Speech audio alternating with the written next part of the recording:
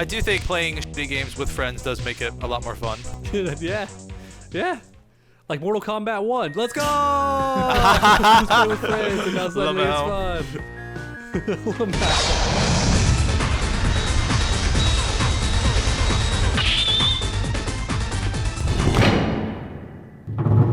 Three, two, one.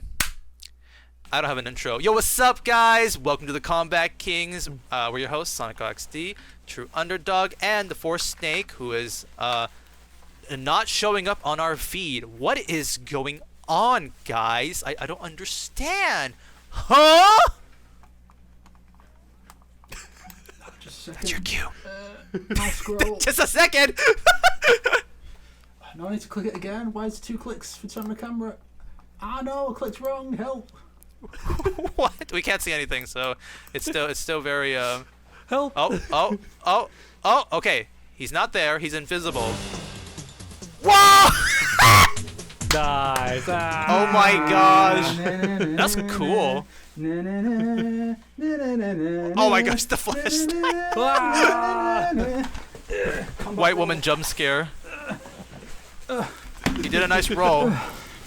How do you sneak in without the clap of his cheeks? We should have heard him coming. Oddcon. The clap of my ass cheeks. Nice. That's pretty cool. That is That's very pretty dope. sick cosplay. You are very excited for the MG3 remake, I see. That's the thumbnail, I think. Smoking's cringe. And that's what the build-up was for. Yes, it was all build-up for this. My Yeah. Solid Snake cosplay I've been waiting to show off for over a month, but because of Christmas stuff, that had to take priority. Wow, that is very cool. So guys, we have our very special guest on here, Snake. Metal Gear. What was it like being in like the fake Tekken 7 reveal, where like you pretended to be DLC and everyone that got a super thing? confused? That was some good-ass Tekken. Why are you not Yeah, low poly that was some PS1 good-ass quality? Where the fuck am I going to get that costume? You're the brawl render. Oh my gosh. Oh, okay, that's cool. That's cool. Low poly Snake. There you go. I have a That's the low poly costume. figure too. If I get a chance, I'll find it to show. It's a me, That is MGS1 cool. Snake. It's the first Snake. No wait, is he the first Snake? Uh-huh. Okay. I also murdered Ocelot and took his gun, so you know, that's cool. Oh, cool. Nice. Deserved it. The old French fry rhetoric, huh? That's a line from the comic version. Also, YouTube, these aren't real cigarettes. I would never smoke What's a the real other cigarette. famous Real quote? cigarette is cringe and gay, and everyone who smokes is cringe and gay. Don't demonetize us, please. Damn. Yeah, please don't. I feel like I have to censor it just to get. you gotta do like the 4 kids censoring. You gotta like you gotta eat a lollipop instead of like of smoking. I still can't believe they did that for like theoretically every frame. Like they just had to censor stuff. Someone That's got paid so for funny. them. Also, I chose the perfect suppressor. That says Arctic Fox because see, it's in a snowy place and we're against Foxhound. Yeah. Well, do us all a favor and also kill Sniper Wolf before she even gets to be in the game. That way you can stop sexy Sniper Wolf from ever existing. Because without that name for inspiration, she won't exist. She'll just be a ghetto armed robber instead. So boys, you see, Solid Snake here was not the only one with the big surprise, because well, it's not me actually, but I have a surprise to show that's pretty dank. I think you guys will enjoy what I've got here, but you know, I'll wait for Snake to upload the images before I share it. If only he had fingerless gloves like Terry Bogard. But that's Then not he would have been accurate ready to to go. Solid Snake. How dare you suggest I half-ass my half-assed costume, you son of a bitch. It's already very high. It's already very It's already very. This is B-Tech Solid Snake, not GCSE Solid Snake. Fucking hell, dog. Have some standards, for God's sake. Damn. I've never played a single From game. this angle, you look kind of like a hacker Snake. Well, the funny thing is, because the outfit is quite dark and the camera makes it darker, and I've got the headphones on, I look more like some kind of like Rainbow Six operative or something. Oh yeah. Special Rainbow Yeah. Six class, new class, Solid Snake. Kind of surprised they never added him to like Rainbow Six. What's as, like, funny a is they put Sam DLC. Fisher in it, and apparently he doesn't even really play like Sam Fisher. He's going around with grenades and shit. But there's already a character in the game who basically does all Sam Fisher's shit. but they can't give that to Sam because that character already has it. Yeah. It's like, what was the point then? Yeah, I mean, they should have just gone for a skin instead. Like, you can play as Sam Fisher no matter Well, who they you do take. This is they do like it a with some skin. That would've collaborations. made Like more there's sense, I one feel character like. has a Lara Croft one. There's some Yakuza ones. Well, apparently a lot of companies Hell, are I like, remember companies like, well, they have to have the same nationality. So, like, Chun-Li has to go on a Chinese person, and the Yakuza ones have to go on a Japanese guy. But there's only one Japanese guy at the time, so that one guy got Kiryu and Majima costumes. And it's like, what is... All right, boys, are you ready to see amazement? I'm just gonna post it, and I'll let you guys enjoy. Yo! Yeah! So cool! That is pretty Yeah. freaking sick. We are so hot. I'm not buff enough. So, That's great. Lila, I hope I didn't pronounce that wrong, is someone in my server who likes to share their art of very, very hot-looking Mortal Kombat men. And just one day, the person was like, Oh. I'm gonna draw the Combat Kings. And Wait, does that mean we are very hot Mortal Kombat men? we are honored. I do love how the artists, like, of course, we're made even hotter, but they did notice a lot of the subtleties that make our faces unique, and that's Yeah. really dope. I also Like, that's appreciate amazing. I appreciate the shilling at the bottom right. Yes, I noticed that too. Yes, That's super Yes. awesome. Congrats on the ending your campaign, by the way. Good job. Yeah. Now comes the tough Yeah, part. I'm waiting on my shipment, dog. Finalizing Waiting on my everything. signing. Stop. Don't. I said February, November. I mean, I February, said yes. February. don't pressure me. We have time. I'm going to leak this image right now to my group chat. Oh, you mean this one? Yeah. After this episode goes up, the artist will share this Yeah. image on like Twitter and stuff. I wanted to surprise you guys, so that's why like Yeah. they're like wait for you guys' reactions and stuff. So This is awesome. This is Da, da, da, da. awesome. Da, da, da, da. Super cool. So today, guys, this is going to be a very fun episode because we are doing a totally original, not stolen concept known as the 3x3, where we take a topic and we make a 3x3 of it.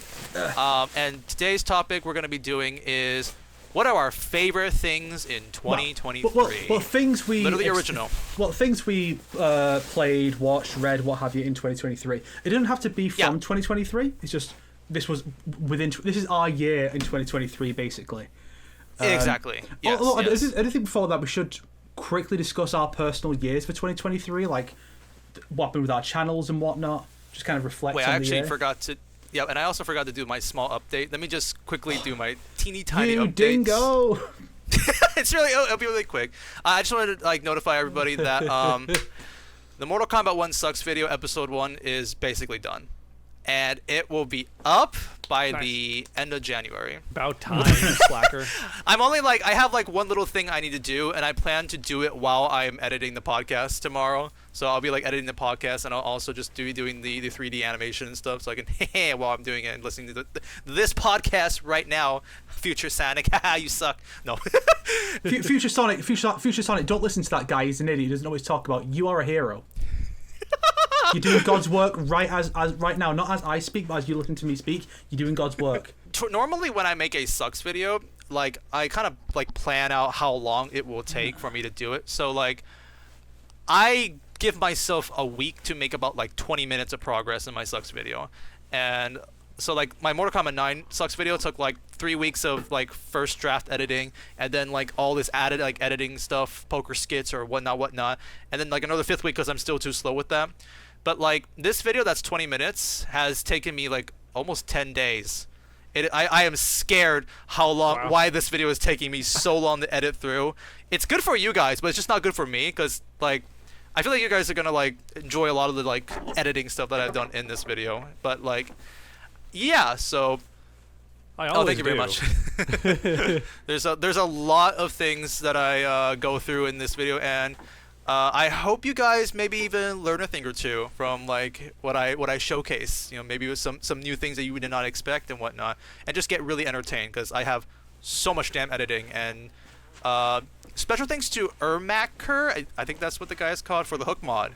Hook mod is so cool. I'm having a lot of fun using that in my videos now. That was invaluable for my video on the retro costumes in M1K, because it's the only way to get a decent shot of Chameleon or like the alternate Shang Tsung and Raiden.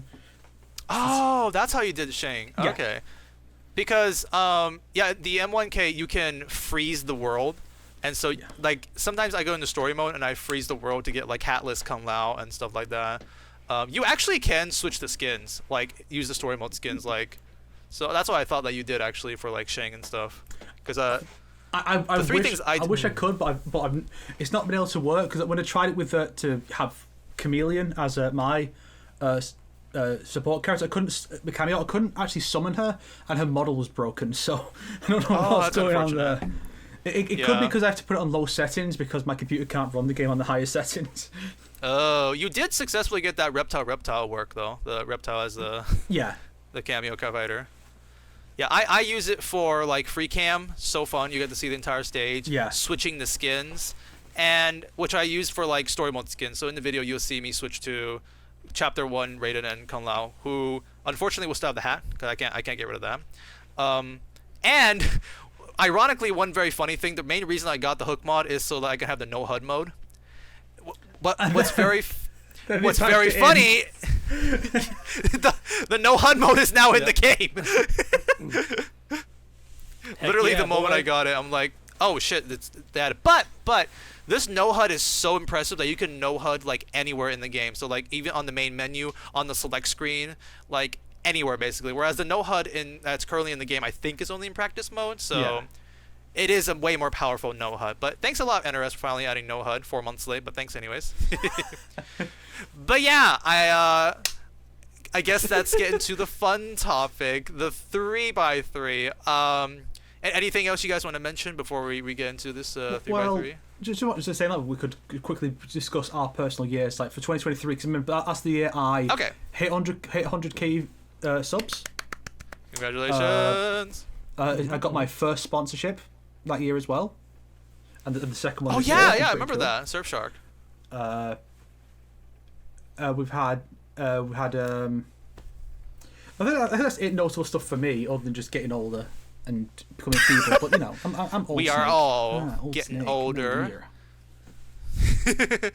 $200 just surpassed 30. Congratulations. Well, Dog started his. Hey, fuck you. He started his campaign. He started the campaign for the comic last year. That's right. Okay, yeah. Super That was cool. a big deal for him. Sonic had his cool little trip around Europe for like 3 months with his family. That was a very nice video to watch. Very cute. Oh, you watched? Oh, thanks a lot. You watched my video. That's Yeah, awesome. of course. It's not one of Dog's videos. Of course, I'm going to watch it. Oh. Yeah. Oh, that did happen this year. I don't watch my videos either. I blindfolded when I edit them. Apparently they turned out okay. You were mentioning a bit me, so biggest accomplishments for me like in 2023 would be my MK9 videos. Those blew the F up. People love them, and I'm very appreciative of that. I hope you guys will like the MK1 series too, because I put even more effort into these next couple of videos that are coming out. So if someone doesn't like one of your videos, they're not human, so they don't count. Oh, okay. And also, I just kind of looked through, and one other video that I made, which I made it since 2022, but I released it in 2023, was my Snowblind Sucks video. That was a very huge and fun project too. Longest Sucks project I made. So those are my accomplishments, MK9 and Snowblind. Mm-hmm. Those are epic. I love all those videos. I can't wait until Sonic is old and loses that fire and that drive to be creative, and you're just going to be boring like the rest of us, Sonic. You're going to make just straightforward videos with bare minimum editing. How dare you? Also, saying Snake's videos are boring. No, Snake's video was awesome. I love the Raid Shadow Legends ad. Was just so damn good. I actually had like a double take. I would have been like, wait, is this a joke? Oh shit! You actually got sponsored by Raid Shadow Legends. He was going to do that. It's coming, boys. I'll eventually get that sponsor too. And the Combat Kings clan has actually got like 5 members already. Oh, nice! That's awesome. Hell yeah! We are becoming an army. We will lay siege Oh, to yeah! our enemies. Let's go. Yeah. Oh, what? Oh, yeah. So, Dog has you got the comic series. Is there anything else you want to share?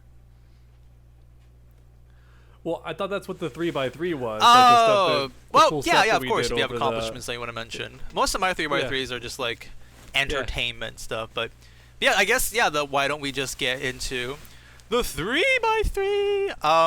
How do we do this? Let's do rock paper scissors to see who goes first. Okay. Rock. So scuffed. On 3, or Yeah. how are we gonna do it? Okay, on 3.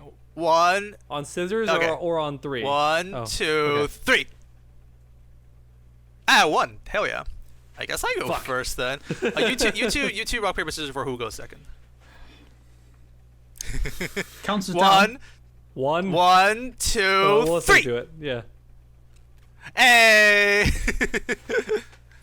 The double scissors. So that'll be. Yes. We will be going. The trick is to always not We will be change going clockwise on the screen as of right now. So me, Dog, and Snake. All right, boys. Which one do you want to reveal first on my 3x3? Middle. I hope you don't get that one. the middle. middle one. Ooh, I don't even know what the middle one is. Let's check it out. Oh, this one is actually a replacement that I put there. So yeah, that's. OnlyFans. What do you mean? What the hell? So I actually had to. Because it looked all pink. I actually had to think of This is, what I. this is my favorite ship, Hunter x Hunter. Yes. This is like one of the shows I watched this year, which is why I put it on here. I didn't have this on here. I originally had. I took 2 away, which was Tears of the Kingdom and Spider-Verse, because I don't think I didn't need to explain any of that. So I was like, I'm gonna put 2 more more obscure, maybe things that were meaningful for me. Yeah, this was like I watched it around like the beginning of the year and just like marathon through like hundreds of episodes, and I'm like, oh, this is what a good shonen can be like. Oh yeah. I gotta resume, man. I gotta pick it back up because I got to them doing power levels and I wanted to leave immediately because I'm like, I hate this. I never liked yeah, power It's a very levels and short all that section, nonsense, but at the same and- time, Yeah. Nen is like one of the most interesting and best like telling of power levels in like shonen ever, which is like what people Gotcha. say, and I'm like, yeah, it is very interesting in that aspect. And Snake, what's up? But you have to keep it. You have to keep in I'll mind, give Sonic. it a new try then because I just Let's finished. keep in mind, Quest. Sonic, that like the thing about Hunter x Hunter is there is a reason that friend of the show, Wooly Walls, has an entire show about this series. Only 60 Hell seconds. yeah. You know what's really funny, by the way, is I haven't even finished the anime yet. I'm literally like 30 episodes away from finishing it, but I just can't like find the time. And it's literally one of the best arcs like in the show. By the way, Dog, if you keep watching, it gets super good. The next arc is like my favorite. But yeah, it's a classic. Gotcha. Like everybody should give it a shot, and everybody should feel the misery of the fact that knowing that this will never end. Yeah, I had a great time with this. And I'm excited for the new fighting game, by the way. Oh, You is guys it heard about the new actually- fighting game coming out from No? Hunter x Hunter? Oh, it's gonna be one of those anime fighters, eh? Or is it gonna be like Dragon Ball fighters? Well, the thing is, though, it's made by the people who made Marvel vs. Capcom. Yeah, that's so cool. people Okay, are that's what I thinking, was oh, wondering. Like, is it 3v3 play- Marvel fighting game or action. real Oh, fighting that would game? be awesome. Yeah, really. Oh, we need a gameplay trailer. Oh man, If I they don't can't. call I it can't. Hunter versus Hunter, I'll be so mad. But I don't know what it's called, but I think there was a name for it. But yeah, so that's my first one. Not the most exciting, but either way, that I had a great time with that show. Dog, which one shall we reveal? Since you said middle, I'm going middle too. So let's reveal Dog's middle one. It is a Oh, no. skyscraper. Yeah, I thought we were supposed to do like events that we did this year. So I went to Chicago, and we can go to the top of Hell the Sears yeah. Tower, and you stand over nothing. So that's like legit 1,400 feet. That in the is air. sick. If you like, and you walk onto glass.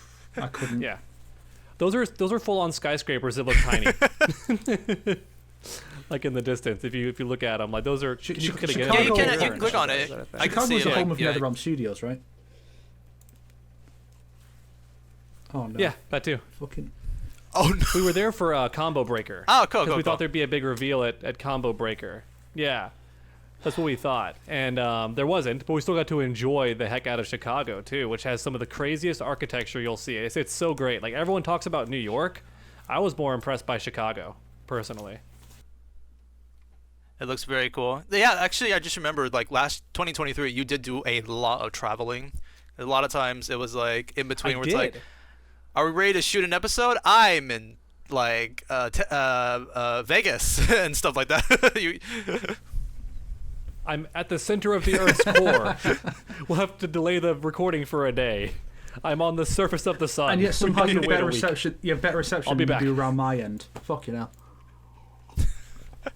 Like you go into the, Yeah. you go in the shop I That's what work you in get and for you get being no in the signal. UK. It's fucked up. I don't like it.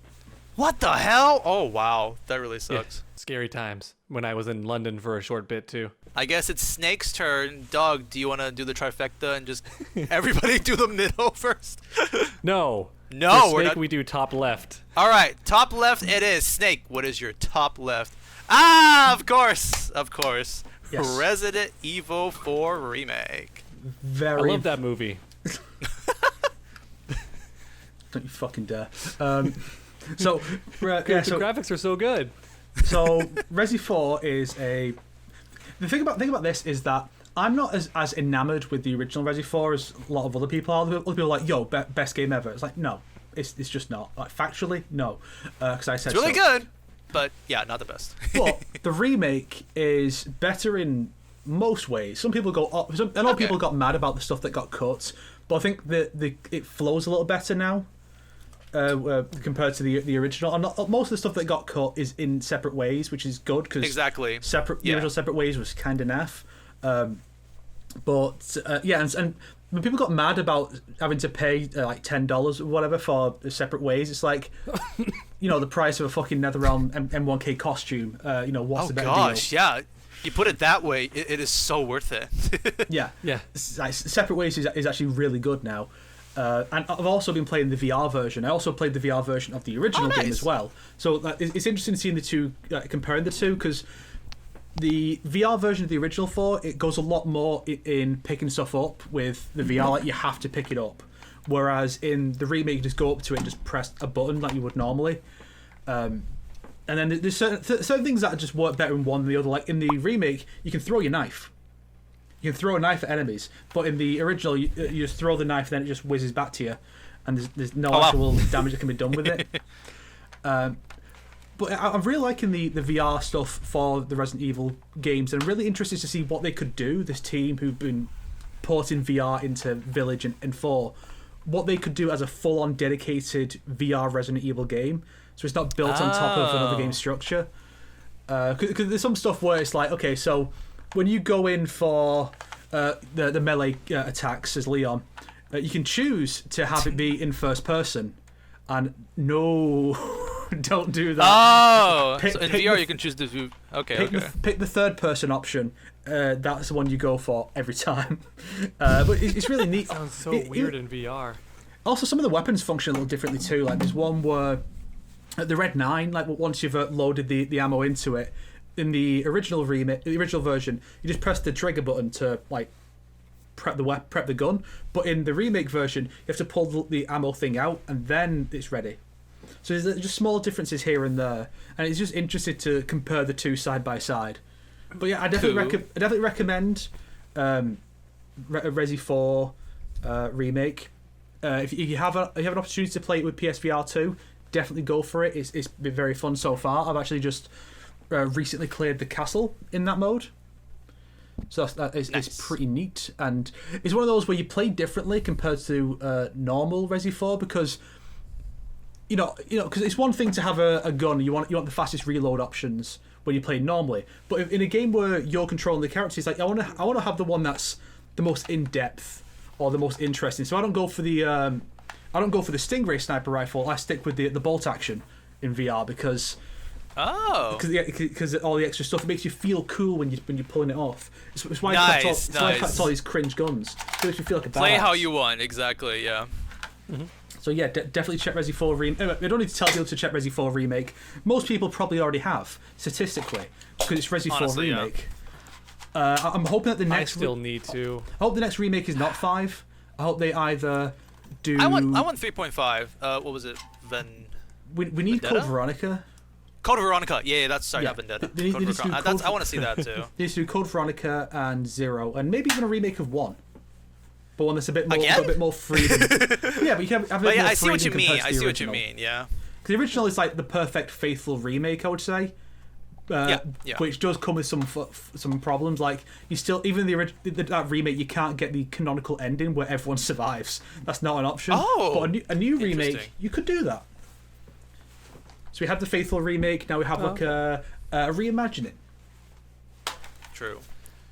It does seem like they're leaning towards 5, but yeah, I do want Code Veronica just because I want to see that game. Like, that game is interesting too. Yeah. It needs a good version. An RE5 remake would be so lame. Because like RE4, like it makes sense because it's such a, even though it feels dated if you play it now, for its time it like changed a lot of stuff about how you play Resident Evil. So it was like a really cool new take on everything. So it makes sense to remake it. But RE5 is known as, oh, it's RE4 again, but it's less scary and super action and like way more action based. But yeah. in fairness, and it's co-op. I think 5 prior to 4 remake or prior to 2 remake was the best-selling entry in the series and one of Capcom's best-selling games ever. It was like 13 million sales. Oh, so it makes sense to do it financially, and also that game was also quite influential itself. I mean, Dead Space got ruined because Resident Evil 5 was so good. Oh, I thought it was the opposite. Everyone thought that Dead Space had better like control and stuff. Yeah, but Dead Space 3, better, though. Dead Space 3 was was the one that had the co-op because Resi 5 had co-op, and Dead Space 3 is garbage, and it killed the franchise. Oh yes, in that regard, yes, it was killed. Yeah. I will say the unfortunate thing about Resident Evil 5, which Resident Evil 4 goated as fuck, but like I really prefer Wesker's older voice. Yeah. 802. But like that Wesker is gonna be the next Wesker in 5. I'm just like, but like, cause that's the thing that's great about 5, Wesker. So I really don't know if this Wesker can pull it off. But yeah, we'll just have to see. You're telling me we're not gonna get the Netflix Wesker? Dang. But Disappointed. Dog. Canceled. You might want to be. You might want to know what you just said there. He is dead. Yeah. I'm looking forward to seeing Jill like in amazing graphics. In after Resident Evil 3, and then afterwards she's gonna be in the movie where she will look exactly like she was in Resident Evil 3. Dye her hair back from blonde to brown. I hate that. Why did she look exactly like she did? It's like this is set after 6. Like this is like. Yes. It's like over 20 years later at this point. Like, it's ridiculous. I just love how that game was that reveal was so iconic in 5 that was her gameplay in Marvel 3. Marvel's Capcom 3. Like, yeah, we're just gonna do this version of Jill. Yeah, we're just gonna make her X-23, but she's Jill. Like, come on, I liked her in Marvel vs. Capcom 2. That was funny. Oh, it was great. Like how she but I guess that's kind of what they made the other guy do that, didn't they? Frank West. Yeah, Frank. Yeah. I forgot his last name. But yeah, Frank West made him play like that. It kind of became Chris and Frank, so it would have been a bit redundant, honestly, to have Jill like that. Oh, so they just basically just turned into Cammy with guns, basically. I do love characters who accidentally hurt their opponents, kind of characters. Phoenix Wright and like Frank West and stuff. There's a character in like that one pony fighting game that does that too. Oh yeah. That was a thing. That was a thing. That was a very good fighting game, a good Yeah. indie fighting game, yeah. So I guess I'm back to me. Which one are you guys gonna pick? You know, looking at these pictures, I can't tell what I put except for one of them. Let's Snake pick. I think he'll pick the red one. That's the only one I know what it is specifically. I recommend you pick that a little later, just because. Okay. Just a little later. I'm gonna pick the Silent Hill Fog at the top. I don't know what that is. Let's see what that is. Top middle. Oh shit. Okay. Okay. You said top middle, right? That's my Europe trip, basically. Like I think that is Bro, that's a highlight you already for made me. a video about it. Stop going on about it, Jesus. Yeah, you guys can check the video out. I basically go through in depth as like every single day I went through in that trip. It was an amazing trip. It was like I can still remember everything we did for the entire every day on that trip because we were going somewhere different. We were looking at something magnificent. It's like one of those things where I'm like, I don't think I'll ever see the Eiffel Tower in my life. Oh, I just saw that. The Rome's Colosseum, like all these amazing things, and yeah, it's I kind of ended the video by saying like it's kind of hard to top a trip like this, you know, just like what did we you have went a through. tour or did you set it up yourself, like the different stops, or is it part of like a All tour? ourselves. our family. That's did awesome. That's really every impressive single that y'all day. did that. Yeah, it was. My mom was the one who set up like everything. Like she's like, okay, we're going here, we're gonna go here, and we're gonna take a train here, we're gonna take a plane here, basically. Yeah, so she carried us all the way for that. Yeah, That's awesome. I explained in the video like my mom was the one who set the trip up.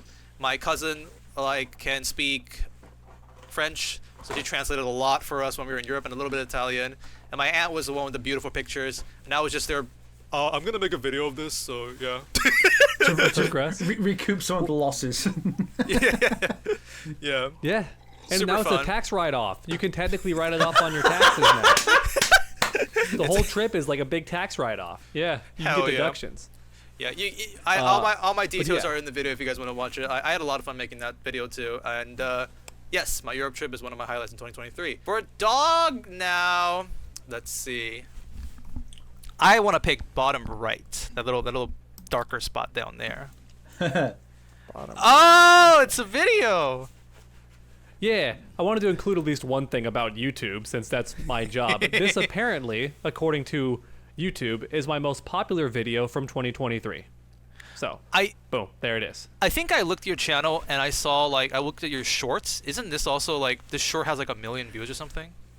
Yes, I split it into a short also where it's still an entirely original short. Like it's a brand new script and everything. I didn't just take a piece of it out. But yeah, it's just such an interesting concept because basically, for anyone not aware, maybe you didn't watch it, that's okay. MK9 Shao Kahn is already considered really cheap. But when you fight against him, you'll probably notice that he drops combos and stuff a lot. And it's because he's coded to not do the infinite, which he can absolutely do. If you take control of Shao Kahn yourself, he has like 3 different infinites in MK9. And it's the same attack over and over again. And it loops indefinitely. You can loop and them I was just together, explaining how, theoretically, if you could control him, he's the most overpowered character that they've ever made. Yeah. Because of all the technically speaking. nonsense he can do. It was a fun video. I remember you mentioned that you were like, oh, I use the hook mod for MK9. I just Yeah. Shao Kahn's broken. I love that damn hook mod. I love that hook mod in MK9 Thank you again so to much. M4sir. Pretty sure the same person who made the hook mods. Snake. Which one are we opening up here? Middle. Get rid of that middle one. OnlyFans. Oh my gosh! No way. You liked it that much. Wow. Something Yay. NRS made. Look at that.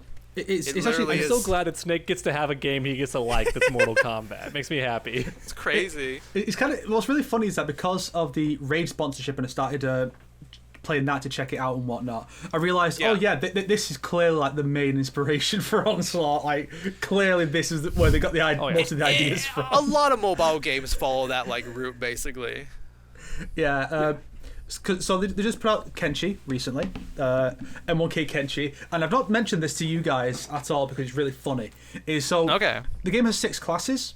So you have the 3 melee classes, which are Assassin, which is attack focused, Defender, which is your tank, so they're focused on more health, the Warrior, which is a bit more balanced. And you have the three range fighter supports, which it can heal or summon other characters to help out. Like Kano can call in another Black Dragon guy to shoot people. Okay. Then you have Attacker, which is a basically medium range. They'll attack enemies on the front lines. Then you have Sniper, who attacks enemies on the back row. And Kenshi is a sniper. Okay. Because of the spirit? Does Does Can he you, like, just send the throw spirit the out? sword Yeah, over there or pretty much. something? Like he's just telekinesis and throwing the sword. Like the blind swordsman is a sniper. I'm like, I would have thought he'd be an assist. Like he'd be like a support character who would summon the spirit to help attack in melee. So, Also, at the start of battles, for some reason, MK2 Kung Lao stood next to him, and I think they had MK2 Sub-Zero next to Kuai Liang Scorpion. So, as a nod to the cameos, but I don't think they're actually there in gameplay. I think it's just as a little thing. It's not like M1K Shank who actually can have Goro help him. that is. I think the idea is very funny just because I think this Kenshi just realizes, if it weren't for the fact that the plot limits me, theoretically speaking, I can do whatever the fuck I want. I can just pull someone up and just squeeze them with my force abilities. I can throw a sword super far and snipe people. I can do anything, technically speaking. Well, it's funny you mention him being limited by the plot because he is not limited by the plot in terms of his story because even though this is the design of M1K Kenshi, aside from the fact that his gloves are white instead of red, he actually seems to have the classic backstory because his goal is to kill every Shang Tsung in the multiverse. Yeah, that does seem That's like awesome. old Kenshi, not Yeah, recent because Kenshi, the new one has no connection to Shang Tsung really, so it's Yeah. a bit weird. But is there like so it's just him. He just enters a random alternate Onslaught universe and just beats up like Shao Kahn and Sindel and Melina and Goro, and then he kills Shang Tsung and leaves. And it's like, that's 2 out of the 5 Chronicle stories where Shang Tsung dies. Shang Tsung dies. Yes. And like you fight him in the Sub-Zero one as well, so that's 3 in a row where you fight him. I don't know what's going on here, especially as the main story is gearing up to make him a bigger part of the narrative. He's more of a threat now because they're setting up like a deadly alliance. It seems like Chronicles is not canon, or it's like No. a universe like the past universe. That seems to be. which is a shame. I do wish they would have one, but I guess it makes sense to not have it part of the main universe because since launch, like 4 months ago, we've only had like 1 new story chapter. So that comes along slowly because they have to have the new voice acting for the new cut and animation for the new cutscenes and stuff. So I get why it's slower, but so that's probably why it's like, well, we can't have. Oh, so between chapters 4 and 5, like 3 different alternate timeline characters just entered this universe, had a brief stint, and then left. That'd be weird. Anything else you want to mention about why you like Onslaught? I don't know. I mean, Look at that squad. Look at them pull up. Ooh. yeah, OP Goro. I'm not sure Unlike what. M1K's Goro. I'm not quite sure what decides who's on the main menu though. Because if I could choose, I'd swap out a lot of these. But there's like the main squad. So it could just be who you use the most, or it's not the highest level characters Yeah. because I think Kenshi and Classic Sub-Zero have surpassed Noob in level. But yeah, so I enjoy playing this game. It's nice to have. I mean, it's good to have a more classic MK story while we've got the current stuff going on, which has quite a few differences. So you still have like classic Sub-Zero walking around like, oh, I'm gonna help. Me and Jade are gonna go on an adventure and save the mind-controlled Katana and Kotal from Frost. And it's like, I'm gonna kill Frost, and Jade's like, no, we need answers. Sub-Zero's like, what, bitch? Then you have to fight Sub-Zero as Jade. And then she teams up with Scorpion and goes to the Netherrealm to save Kotal. I don't know why Kotal and Katana, like, their bodies and souls are both being mind-controlled. I don't know how or why. It's a weird plot development. We can't go one game without Katana getting mind-controlled. I don't know what's happening. Yeah. It's true. But it's neat and it's surreal to see the MK11 assets being used in these new cutscenes again, because it is the same one, the same locations and models, just recolored. Yeah. Yeah, it's kind of nostalgic. Yeah. I don't know if I could recommend anyone else trying the game out. No. It's like no, I play Fate Grand Order. I would never recommend anyone play Fate Grand Order. Understandable. I think. Listen, WB, here's what you gotta make now, okay? Since this mobile game is doing so good, Mortal Kombat dating sim. Do it, cowards. Let me date literally everybody who's in the first like 3 MK games. Let's do it. Hell yeah. I can buy them gifts. I can raise my relationship status with them. We can go on little adventures. Do it. Let me date Sindel and let me date that tentacle monster from Quan Chi's moveset. Why? You know what? That's. I mean, why not? So, I mean, what if he's actually really intelligent? What if it's got a great personality? We just never get to see it. What if the tentacles true. are really good at tugging your Johnson? You know, you just got to give it a shot. oh my gosh, you need to play Don't wanna be too Baldur's good at Gate it. 3. Anyways, so I the did thing play think was Baldur's really Gate fun, 3. I did play it, but I couldn't get into it. The thing that's really funny about like Onslaught is I think like literally nobody is really talking about it, but like if like Snake, you made a video going in depth in like the chapters, or like if somebody just put in a montage. If I made a sucks video about it, I think people would be genuinely interested in that topic just to see like they don't think they dare to tip their toes into it, but watching a video of someone explaining it, I think people would be very interested in that kind of stuff. I have mostly scripted a wasted potential on the Chronicle stories. That's going to go through like the next 5. It's going to go through the next 5 of them. So I know, Dad. Thanks. Package arriving. Cool. Yeah. So this I quite enjoy it. it's not me hating on the Chronicle stories when I make these wasted potential. It's just there's some areas where I think they're wasted potentials. Yeah, I think they could have done a bit more in certain cases. Like if Kenshi's after all the different Shang Tsungs, why is there not a deadly alliance of the 2 existing Shang Tsungs that you can fight? That would have been neat. I think you did like Scorpion, Cabal, and Shang's at least, right? You did like those, yeah. Yeah, I've liked them so far. It's just interesting. the Sub-Zero one was really fun until the twist at the end. So I'd remove the twist from the that's end right. and do That something too, different. All right, which one are you picking now? Okay, don't pick the red one, he said. Oh, So let's just do bottom right. Ooh, I think I know what this one is. Yep. Okay, I had to put something Mortal Kombat related on my list. Yeah, and I got that Reptile. I just took that. That's why he does the fatality, basically. Yeah. Reptile has been such an influence to me, especially in 2023 when he was released. Like, I still remember when his trailer came out. I was in Amsterdam. I had to wake up and literally see like 50 notifications on Twitter and Discord of people just being like, "Have you seen it yet? Have you seen it yet? I bet you're getting blown up with the notifications. Have you seen it yet?" and stuff. And I literally had to make a reaction in my like hotel for that just for his video. I even made a couple of videos with basically whenever I make a video of Mortal Kombat 1 news-wise, I just put Reptile in my thumbnail and stuff like that. Yeah, just what a blast. It's very fun to just like be a Reptile fan and then get to talk about him finally after like 8 years.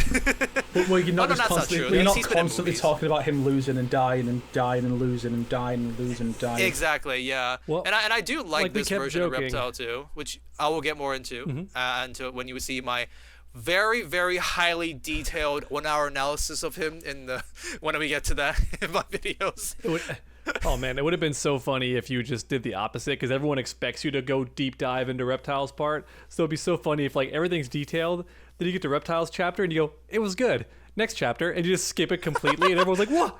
I am not that cruel. I ain't gonna do my boy like that." But yeah, just it's not just the character itself. It's also the stuff around it, like the fan interactions, like. People are now like calling me the scaly guy, and because of this and whatnot, and it's a lot of fun, and I do appreciate that a lot from a fan perspective and from a casual Reptile enjoyer in that aspect too. Yeah, expect even more to come from this guy in the future videos, and that I do think Reptile's existence is a highlight for me in 2023. Yeah, and all it took was making him a good guy, like we joked about. Like if he was just a good guy, he'll get to finally do stuff. And make Literally. him hot. It doesn't hurt that it made him hot too. Yeah, but I mean, if he was still looking like MKX, I think I would still love him. I think people would still like him too. But making him hot was definitely like a good choice.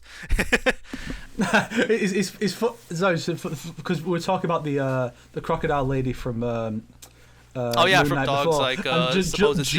just above Dogs 3x3 is that image pointed at her saying she's hot. A Met goddess. Yes, she's hot. It's like so this is what Chameleon should look like. Femme Chameleon 3D. Oh yeah. Like, how dare you? Missed opportunity when she's playable, because people love her. When she's playable, I want to see that as a Terran form. All right, dog. Let's try the very top middle one, that like dark blue one. Oh yeah. Ooh. Oh, the Sonic concert. Nice. Yeah, this was a super random thing that I just got to be a part of. So one of my family members' friends just couldn't go to the Sonic Symphony Orchestra in San Antonio. They had just had 2 tickets, and so I went with a family member, and we just had fun watching the Sonic Symphony Orchestra. They had like just a normal, orchestra at first with just the gameplay to go along with it, and the music was timed with the gameplay, which was pretty dope. Ooh. But then halfway through, they brought out a rock band because it was all like Shadow the Hedgehog and Sonic 06 and stuff. So they brought out like the heavy metal like band, and it was pretty great. At multiple points, the singer accidentally cursed because it's just his regular lingo. Cool. So he'd be like, "Oh, y'all having a fucking great time tonight?" And then they go, "Yeah." And he's like, "Oh, whoops." My bad. And the kids like, show. "Yeah, Oops. rock and roll." We're all like 30-year-olds there anyway. A bunch of old 30-year-olds watching Sonic. He probably could have recovered it if he'd quoted Shadow the Hedgehog. Damn, not here. Where's that damn here. fourth Chaos Emerald? I love how that's what I Shadow had so says when much he falls fun. to his death. Damn, not here. There were so many great cosplays there and stuff, and it was great. Like pointing out to my friend who's not a huge Sonic fan, I was like, dude, you're gonna laugh so hard when the Shadow the Hedgehog game shows up because you're not ready to see like this hedgehog dude just holding a machine gun. Like you're not ready. For people who are not ready, welcome to the fandom. I'm Shadow. Oh, hail Shadow. Which one shall we open for Snake? Bottom left. Bottom left. Let's take this dark reddish looking. Oh, what? But I thought. Wait, did you wait? But what? This is a twist. Yo, is that John Wick? It's a genuine twist for me. I feel I like didn't know Sonic he made played a it either. misunderstanding. So basically, because I played the original Alan Wake when it came out in 2010, and I adored that game. It was my favorite game of that year. That's the year that Halo Reach came out, and I liked Alan Wake more. And I Wow. love Halo Reach. So, Interesting. and I was sure. I mean, the only reason I bought the game was because the special edition was the same price as a normal edition, and that some bitch is great. And I this should is still have it the here. second one, right? So, yeah. Oh, OG Alan Wake. Yeah, it even comes with like a little book that like expands Oh, that's so the lore. cool. That's so cool. Like has like Nice. has He's some a ex- writer. Do you get it? Yeah, it has some like excerpts from some of Alan's short stories and stuff, and like a chapter from one of his Alex Casey novels. It's great, and so I was excited when American Nightmare came out, and that was great, the little spin-off game, and then Control comes out, and there's all these little hints towards Alan Wake, and I'm like, hang on. Are they referencing the backwards lyrics from one of the old Gods of Asgard songs from Alan Wake's American Nightmare? Yes, please. Then they did a whole DLC that's setting up Alan Wake 2. Then Alan Wake 2 is like, yes, it's coming out, it's real. It's like, oh fuck, is that Sam Lake's Finally. face as Alex Casey? Alex Casey is real now, he's not just a fictional character Alan wrote. Yo, that's amazing. So the game comes out, and I fucking hated it. I thought you said it's mid. I didn't think you were. More like Alan Woke. No, I'm kidding. No. I mean, that character is part of the problem, but her gender and race have nothing to do with it. I was waiting 13 years. It's her stealing half the plot, right? Yeah, I was Just stealing wait- most I of was- the game I was away from the waiting main character, 13 pulling an years, arbiter. 13 years to play the continuation Yeah. of Alan Wake's story, and Alan has fuck all to do in it, and the main character's some nobody that never existed. There's all the things that were set up in the last game that they didn't do anything with, and like, tonally and mechanically, it just doesn't feel like this, like it's a continuation of Alan Wake. I just cannot stand like anything in this game. I truly Damn. despise it, and there is nothing in this world more painful emotionally, and don't try and come up with technically shut the fuck up. There's nothing more painful in this world emotionally than waiting so long for something, a follow up to something you love, it to come out and you hate it, but everyone else loves it. That's true. A lot of people like Yeah. this. Yes. And because it got Sounds like me in Castlevania Nocturne. there are all these awards, all these But I think you like that awards too. it won. Never mind. It won all these awards and stuff, and I'm like, I don't. And people make That's it out true. as It a won way masterpiece. too many. I'm like, Way too many. I'm like, where's all this coming from? It's not even that good. The story is nonsense, and like, also, I feel like it has the same issue that Young Justice had. Remember how like that series got cancelled, and Yep. then they brought it back, and instead of Yep. continuing the story and like trying to give it some kind of resolution while they had the chance, they just waffled on for 3 seasons, and it got cancelled again. So we still didn't get resolution to anything. Hang on, 3 seasons? Yeah, I sure, think it was canceled on season 2. Is there season 5 for Injustice? I'm pretty sure there is. And then I didn't even know, was the I didn't even know last that one, had come wasn't out. It's like either 4 or 5 that they did overall, and it's like, so I have 2 or 3 seasons of the revival, and it went nowhere because when they Okay, finally it's got 2 seasons. It's 2 seasons. Season 5 got canceled. So yeah. so when they finally got to the point where They they're got like, canceled again. Oh my god. like we're going to continue the stuff we're setting up at the end of season 2. Finally, we're going to do that, and no one cared anymore, so it got cancelled. It's like you had your chance, and now Alan Wake. It's like the story's not really moved forward at all by the end of Alan Wake 2. So I'm like, what has been accomplished by the end of this? I waited 13 years for this. Like, what are these people smoking that think it's really good? I don't get it. So, did you put this on your 3x3 because of how much emotionally it hurt you? Yeah. Yeah. Okay. It was a big moment of 2023, just not a positive one. Leave it to Snake to interesting. be like, I'm gonna put something that pisses me off in this 3x3. That is very Look, interesting. but because I'm still flip-flopping on whether or not I want to make a video talking about that and Spider-Man 2 and how much I think both of them are like really underwhelming. Oh yeah. I to might you. I I should have might put not. Battle of the Realms on mine then, because that was the one that I was looking forward to so much. Look and at then it that. just dashed It's been away 2 all my years, and it dreams. still hurts dog that he still talks about it to this day. To be fair, Yeah. that movie was fucking dire. Yeah. And it lied. It lied in the trailers. It was so deceptive. I've never seen someone take just 10 seconds from a movie and try to make it seem like it's the entire thing. Like in the trailer. Like it shows the fight scenes, but those fight scenes are like less than 10% of the movie, and you're like, oh my god. Deceptive, you said. They really did that. You could say this is the true Mortal Kombat deception. Deception. Padum Yeah. ping. Yeah. Yeah, very okay. We emotional got some event bangers for after it. Snake. I am curious if people really care about what Snake says Emotional here. damage. Emotional. I am very curious how You the can't comments say that. He's been canceled. already. Has he? What? No, they Alan some Wake idiot stands. didn't know that he was Asian and thought he was like being racist. No. You didn't see that? Y'all didn't see? Okay, real quick, I didn't know only about this 10 one. seconds to explain. Someone saw a random YouTube thumbnail from one of his videos, didn't even watch it, just assumed that it was racist, posted it on Twitter and said, yep, that's YouTube being racist in my timeline, and everyone upvoted it because it's Twitter and no one fact checks anything. They're all just stupid. And then people were like, you do realize the man who posted that's Asian, right? Like that's the joke. Oh. Because the Asian thumbnail, guy doing so the the video Asian was titled thing. "If Squid Game Was Actually Asian," and the thumbnail is the little cookie game in Squid Game, but it's got Oh, like I a saw math that. equation Yeah, on I it. did see that, And yeah. that's just the thumbnail, and they just took the thumbnail out of context and just Oh, posted it. see, I thought what you were saying was they saw this man, this Asian man, and said, whoa, this guy's being racist against Asians. And I'm like, you can tell by looking at him, he's Asian. Fucking look at him. To be fair, there are some people who would say that you're still racist anyway. Like that's how far we've gotten. Like, Yeah. you have I understand internalized that. racism against yourself. That's why you're so mean. Listen, if I can't make fun of myself, then what can I do? So, what are we opening up next on my little Christmas gift here? Bottom middle. Bottom middle. What is that? Oh, Hell yeah. That's fair. So Safe. technically speaking, this is a movie that came out in 2022, but I watched it January 2023 in the theater, so that's a 2023 movie for me.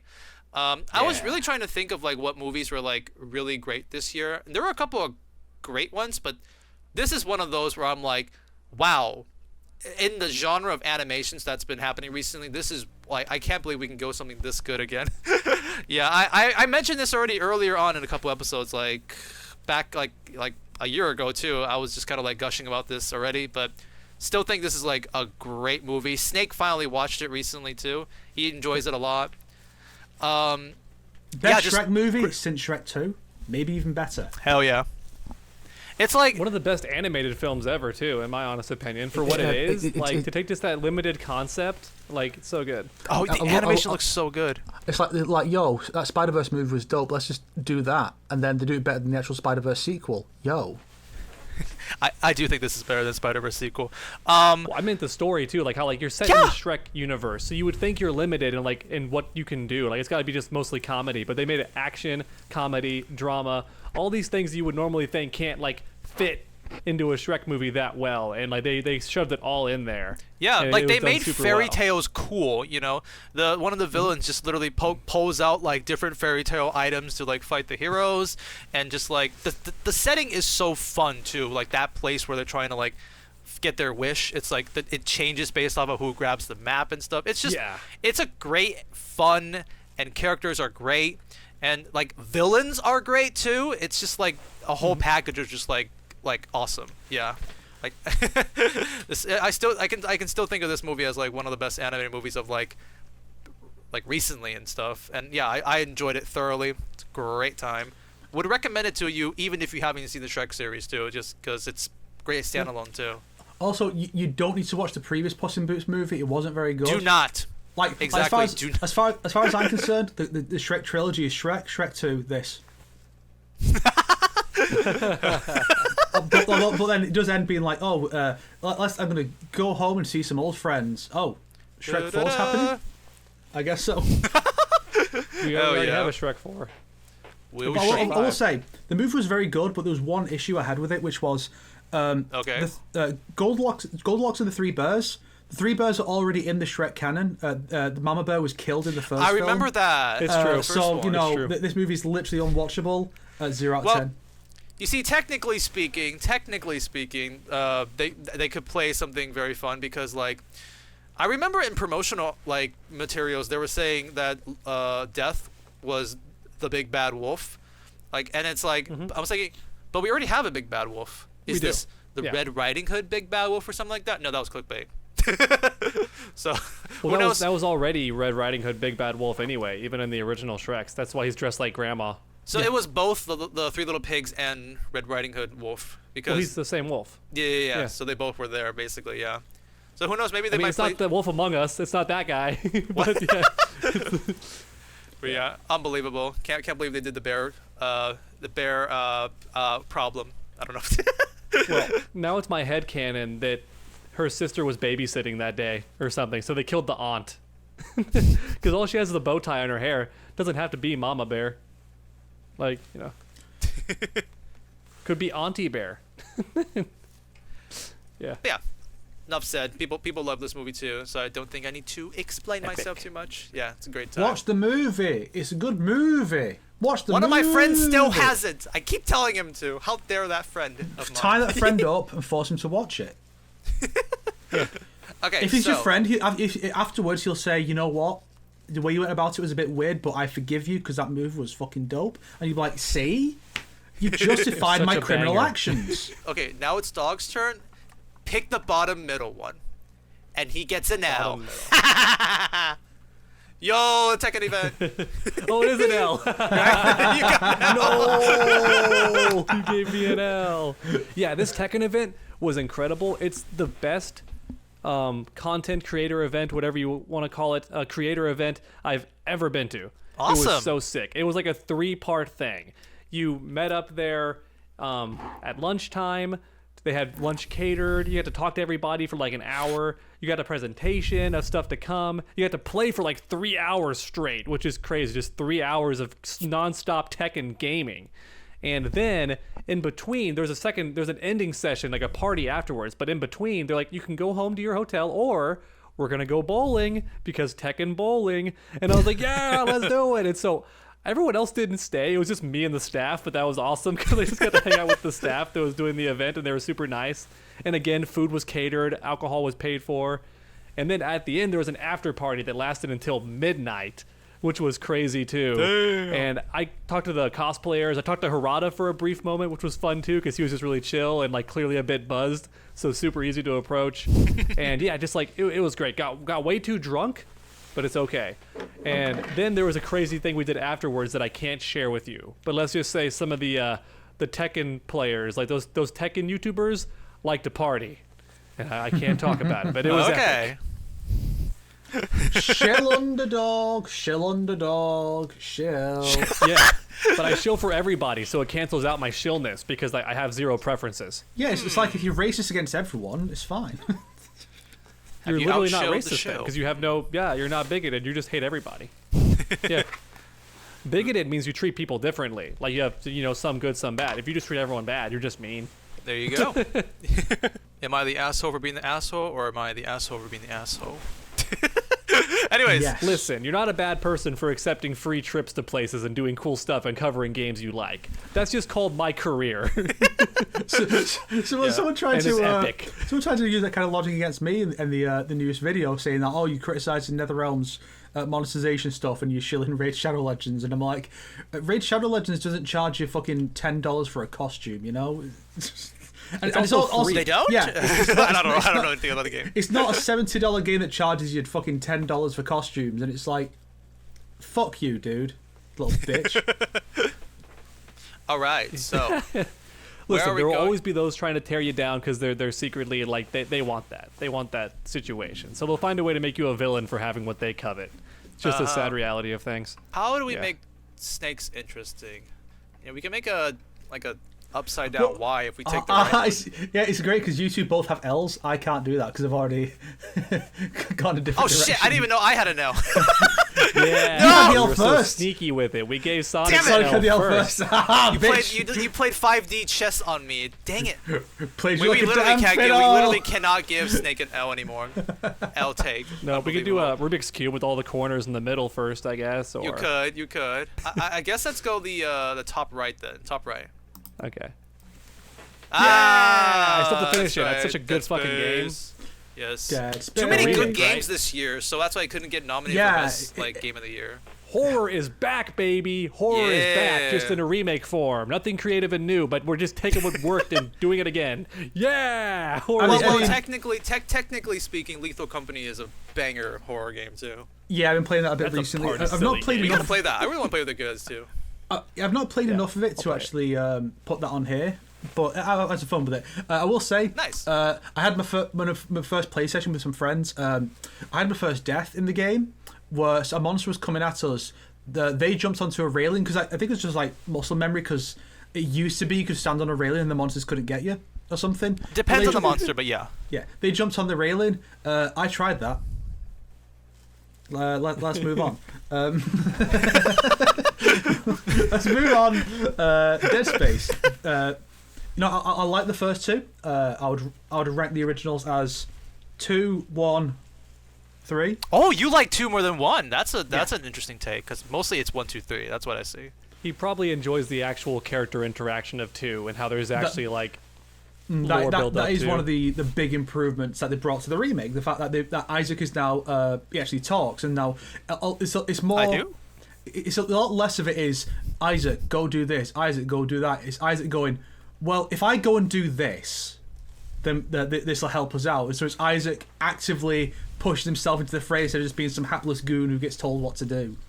That's cool. There are some changes that aren't as good, obviously. Like some of the really messed up horror stuff. I think the guy banging his head against the wall is gone, and like that woman who's like cradling like a corpse and is insane, she's gone. I wish they would have kept So some of that mad. stuff. I'm But so mad. there are some like genuine improvements. I think a lot of that stuff can be forgiven for me because Isaac is so good in it. Because Isaac's always been a really good character. Let down a lot by 3. 3's writing was horrendous. His whole love triangle bullshit. Fuck you. But bringing over like Dead Love Space. saves the day, Snake. Love always wins in the end. By bringing Dead Space 2 Isaac over to Dead Space 1, it's so good. Is there like fuck this ship, and then this guy goes, oh, you okay? Altman be praised, and he goes, fuck Altman 2. and that's not just a good line, it's built into his new characterization because of the new backstory they've given him that relates to unitology and all that, and it's like, Oh, okay. why is this so good? I want them to remake Dead Space 2 and replace Dead Space 3. That'd be Replace very Dead Space good. 3. Or just give us Dead Space 4, be fine. Like, just give us an actual, like, crazy conclusion. But even though 3 had a conclusion until that twist in the DLC, like, Yeah. it kind of technically had an ending. It's Oh, like so it didn't technically end yet. Okay. No, because they had an end. The ending like is kind of well, there's some setup, but it wasn't really like anything like there's any plot left. It was basically just like you could do more with it, but it's fine if you leave it here. Then they did the DLC that has a cliffhanger, a big cliffhanger that would drastically affect the future of the Dead Space universe. And 3 failed so badly that it wasn't even that it sold poorly. It was just because EA was like, do Call of Duty numbers with a horror game, and it's like you are fucking demented. And so. And then they're like, oh, that didn't work out. Well, I guess you're gonna make a police-based Battlefield game, and then we're gonna shut you down. And it's like, fuck you, EA. Well, Yeah, maybe really Dead dumb Space, decisions all around, dude. They Maybe- canceled BioShock, then they canceled Dead Space. Like, oh my goodness, well, all my wow. favorites. Yeah, Well, those are BioShock like the classics BioShock back is then. 2K. Oh, you're right. My bad. Still, screw you, EA. You're infamously a bad company. What I love about Dead Space Remake, even though I've only played to like Chapter 4 and then I like stopped, but I want to finish it.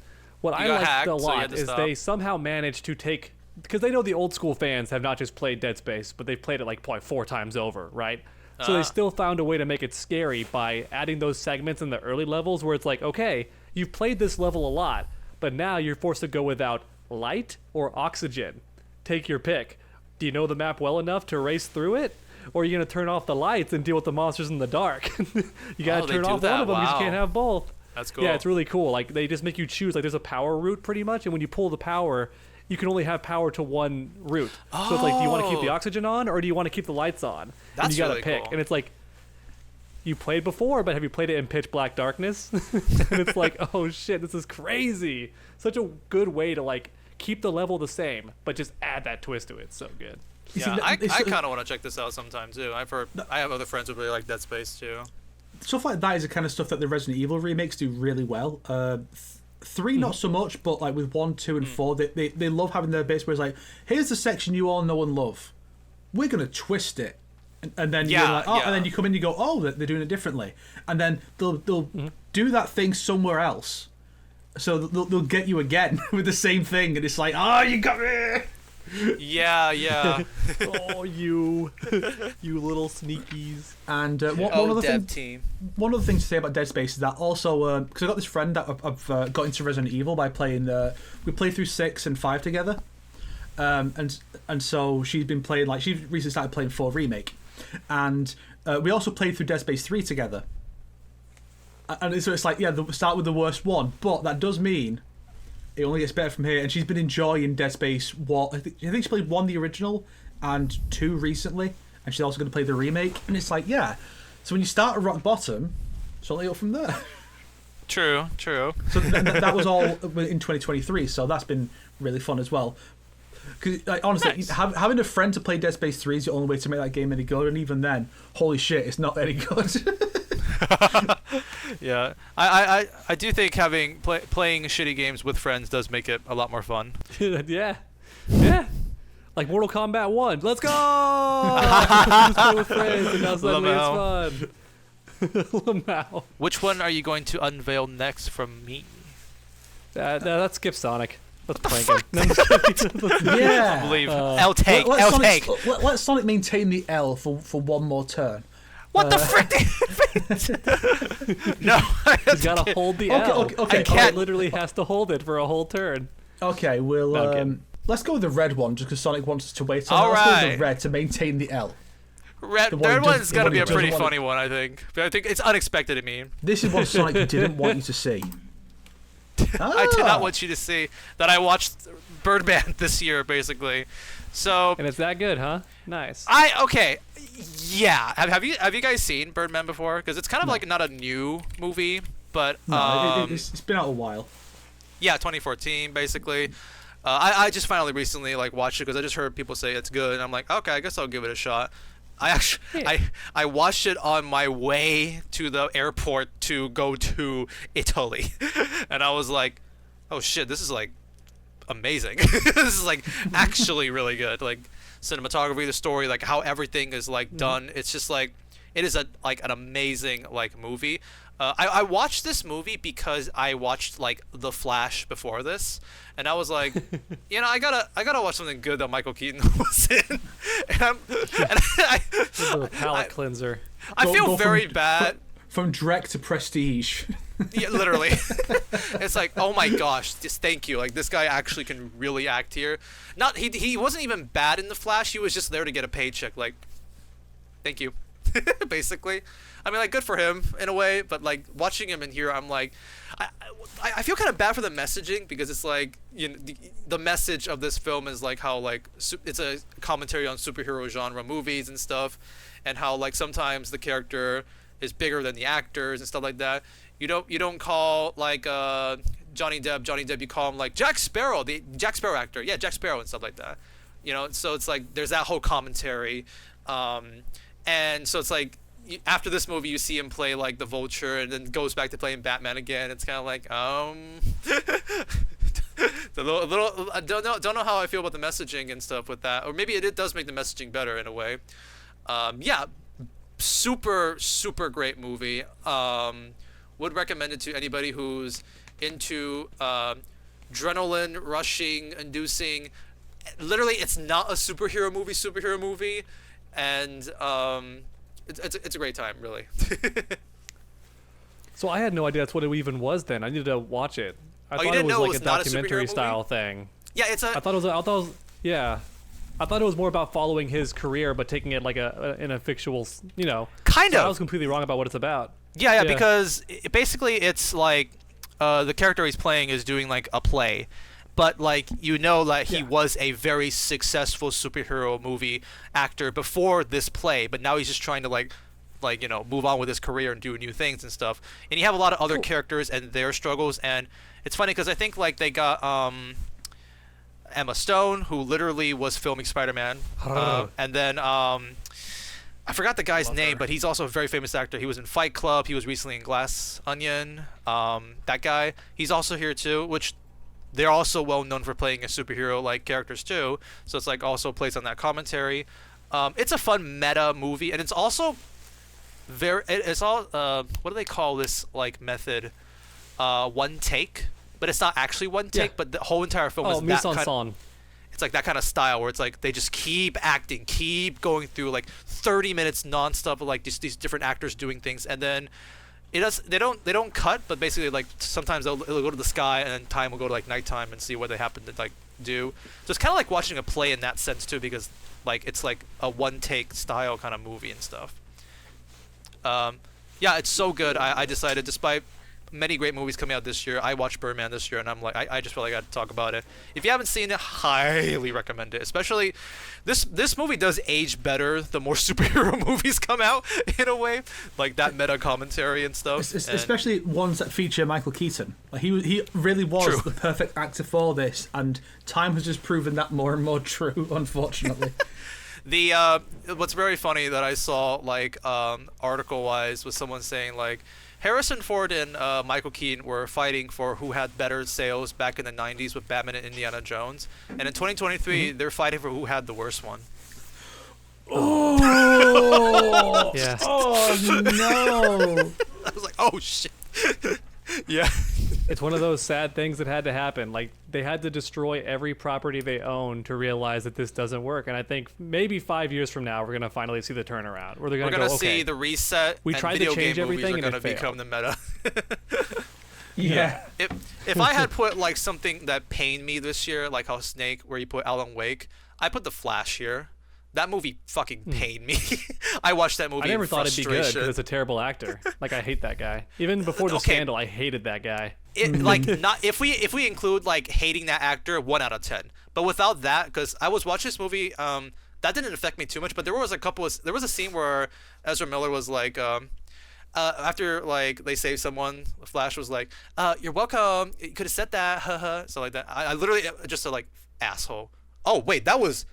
That was like me hating on Ezra. That wasn't me hating on the character. Oh shit! While watching that movie, yeah, there's a lot of hate about that movie, but like, whatever. One moment that bothers me way more than it should. I haven't even seen the Flash movie, but there's one part just I saw like in clips of reviews and stuff that it's such a tiny thing, but it bothers me so much, and that's why I want to just joke about how it bothers. It's a joke at me because I should not care this much that I'm bothered by this, but I'm bothered. It's the one time in the film where they bring up that Flash burns through his calories really quickly because he has a super fast metabolism. He's got the fucking watch. He has that really gross rubber suit at the start of the film, right?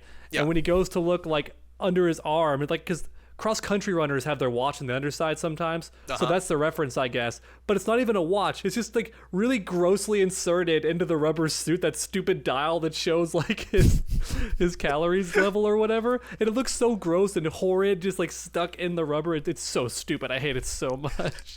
To me, didn't even try. The movie The Flash, like, because a lot of people like or think it's mid, at least the movie. I hated the movie like thoroughly. They're wrong.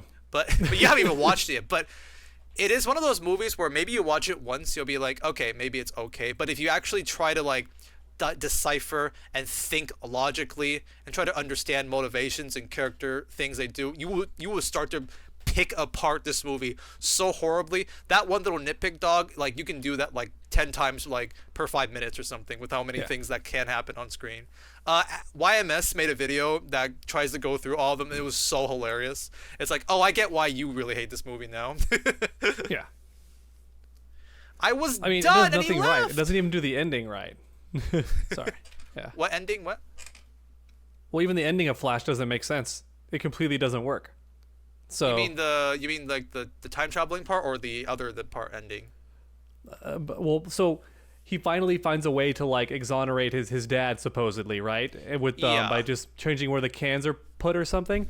But he didn't, because it shows that the Batman's all wrong. So he's still in the wrong timeline. He just saved a different version of his dad, but not his actual dad. So even that big payoff is like not correct, because some idiot thought, let's just shove another Batman reference in for fun. But they don't realize it completely ruins that payoff of him saving his dad, because he still didn't save his dad. Well, I actually just saw a video about this a few days ago. Apparently that's the third version of that scene.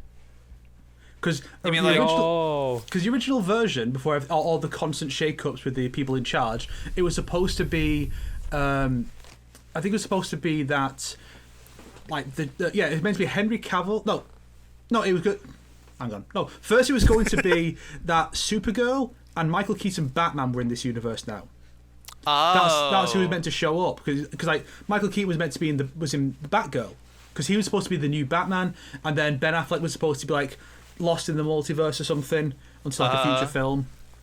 Then they're like, okay, well now plans have changed, so now we're gonna actually we're gonna get Henry Cavill back. So now he's gonna show up along with Gal Gadot. So they're gonna have cameos. Yeah, that'll be cool to set up like future Justice League stuff.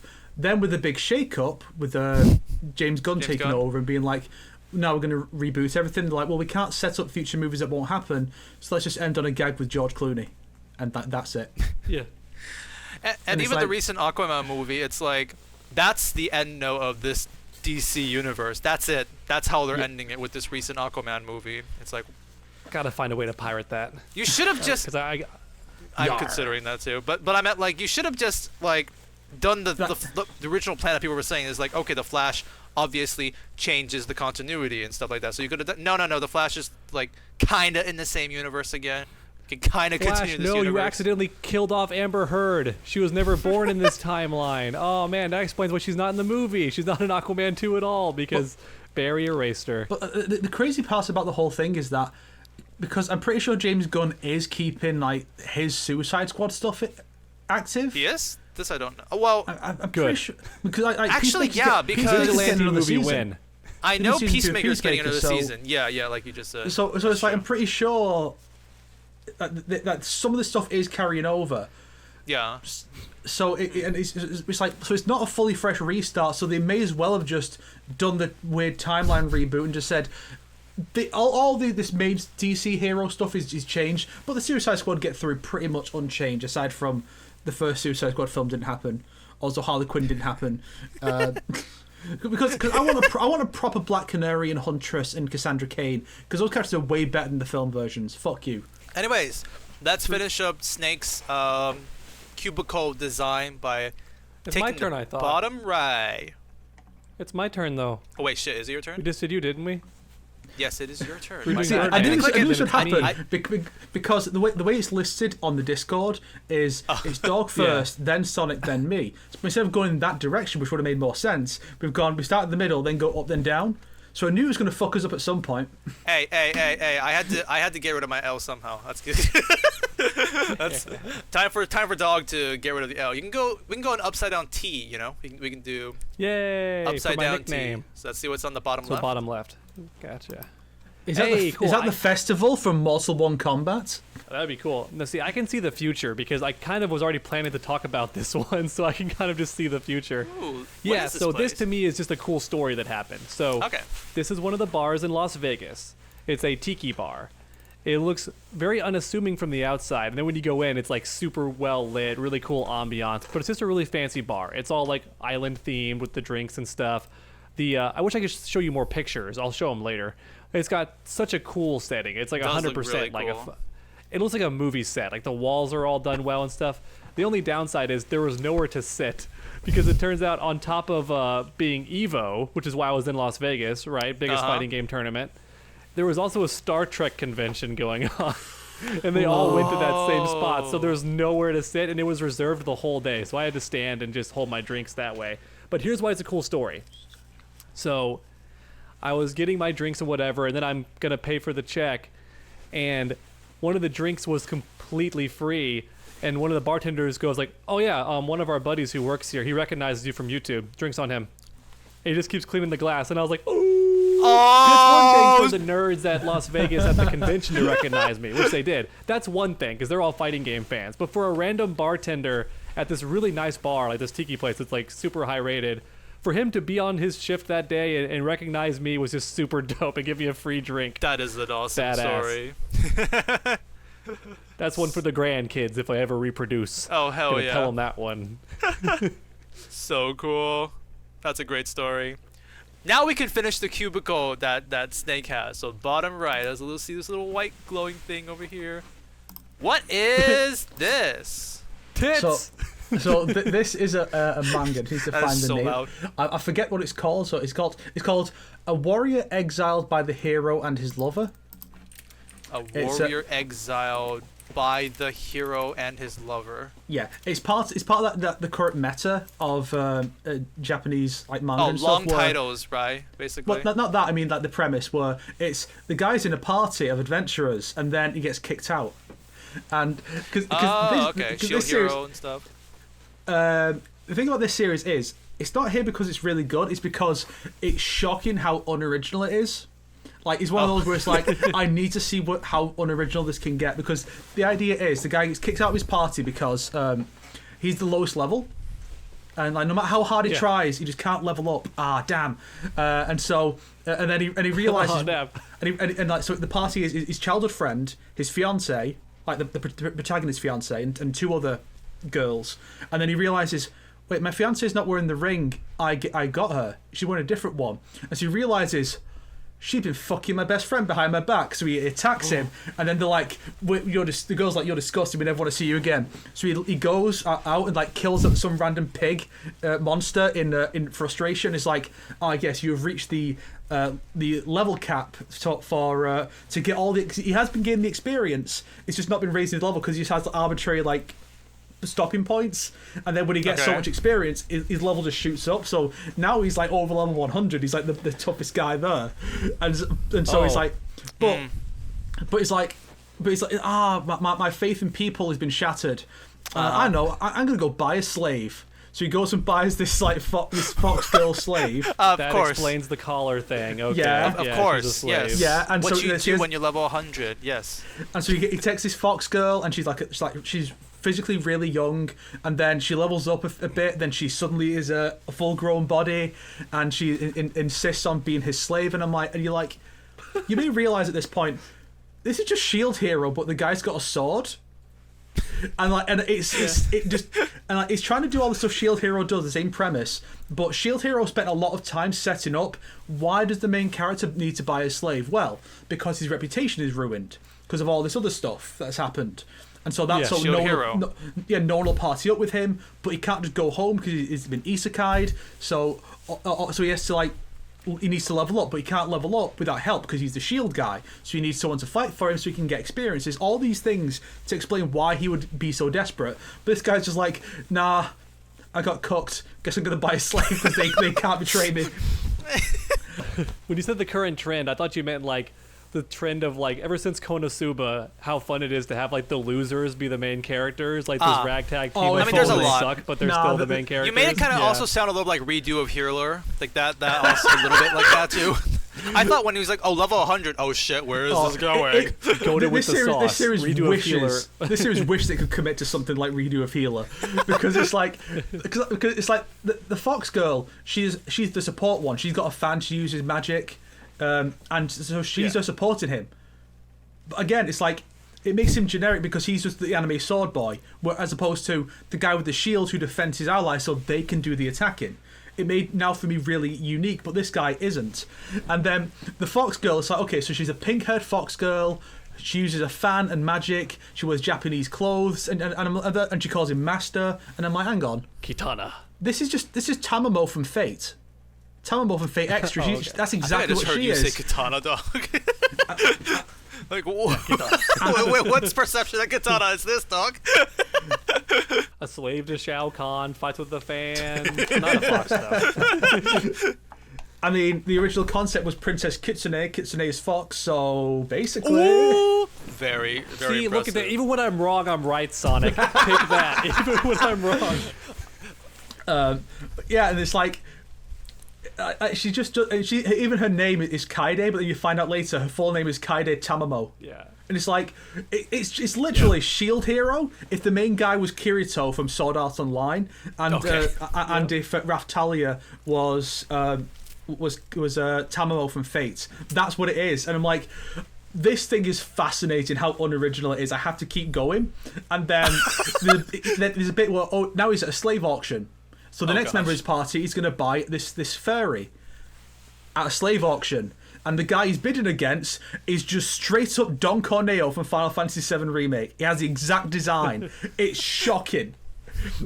And then the most recent part is, because the reason his girlfriend his fiance cheated on him was because she's being brainwashed by the childhood friend. He's got this special magic, so he can control all the girls in the party. And so he abandons like the melee fighter to die in his place while he escapes some monsters. The MC comes in and saves her, and then it's like, they undo. It's like, we've got this thing that can undo the brainwashing fully, this potion, and if you take it, you might not be able to take the emotional toll. So we're not going to force you to take it, but we're going to have it be an option. And they leave the room. They leave the room with this.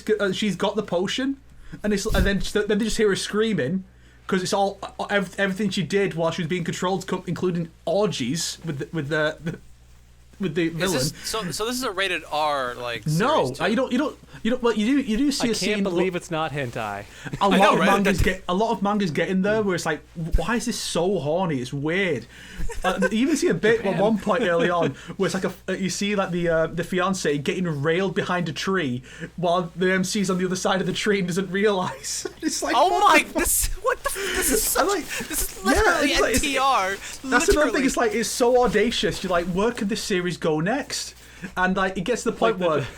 And it's like, so that girl who was been free from the brainwashing now, it's like, well, she has all the emotional issues, and she's like, so what, I'm just going to go back to our hometown. And the MC's like, I get what she's trying to say. She says she's going to go back to her hometown and commit, not live. So I'm going to stop that from happening. I know exactly how to stop her from doing that. And so he takes her to like the slave parlor and gets a slave crest put on her and makes her his slave so she can't kill herself. There you go. There you go. This man's just solving all the world's problems with slavery. You know what? I'm starting to understand why you're putting this on 3x3. It's so entertaining. It's like, it's the kind of thing you'd expect Giga to talk about. Yeah. Yep. You're not really fascinated by how bad it is now. Now you're just wondering how it could go now. Like, what is this? What you're trying to understand what this author is doing at this point. What more? How first it's like, how unoriginal can it be? Now it's like, the slavery thing, they're doubling, tripling, quadrupling down on that shit. Where can this go now? And it's like, it's amazing, like how far they go with this stuff. Like, is it still ongoing, by the way? Yeah, it's still ongoing. All right, I'm excited for the updates. You're committed to this series now, so I'm excited. Is the tattoo on her booba a slave thing too, or is that just something unique to her? I think that's the slave crest, yeah. Okay. Yeah, so that means every person he gets has like the slave crest. Gotcha. Right. You also see the little green-haired furry girl behind them. Furry girl, you say? Which one are you taking off of my books? We're getting down. We're actually halfway through, definitely now. I'm gonna say top right. Top right. Okay, I'm trying to think what else I've got actually. This is a very interesting one. I don't think you would really expect me to be recommending this one. So, for those of you who don't know about this game, Fear and Hunger is a game that came out in like 2018, I think. But it made a huge resurgence like last year, basically. Everybody could not stop talking about it. It kind of just became, 2018. It became a lot more popular. And the gimmick of the game, well, that's the start off of the gimmick of this game is basically, it is like the most difficult, impossible, torturing RPG ever. Like, that's kind of like the gimmick, the hardest RPG basically. And because when you start the game off, it's like, your character who you choose out of 4 is going to the dungeon to save a guy or kill a person called the guard, and each of your character has their own motivation, and you walk into the dungeon. All right, you go in a dungeon. You can instantly get killed. You can instantly get like lose your limbs. You can instantly like have like horrible like you can get like all these conditions like poisons or blood loss and yada yadas. But basically that's like the gimmick of it, but at the same time you're kind of like fascinated to see how I can get through this game, because despite it being bullshit, there are rules that you can slowly adapt to and understand. Like, you don't earn EXP, so it's like, what's the point of me fighting these monsters then? So maybe avoiding them would be better sometimes, or like some of the routes that you take can be better. It's also one of those games that where you die, you just kind of like almost restart the whole entire game. It's like really hard to save. Anyways, the thing that I also like about this game is not just because of how cruel it is, because that's the interesting gimmick of it.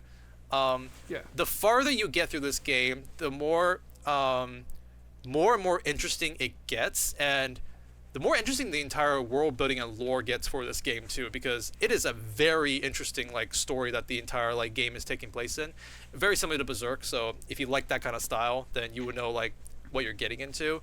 There is a video made by Super Eyepatch Wolf who talks about this game, which is like, I watched his video to like get me really into this game. CDog VA was the one who mentioned it on like a podcast, and he played it too.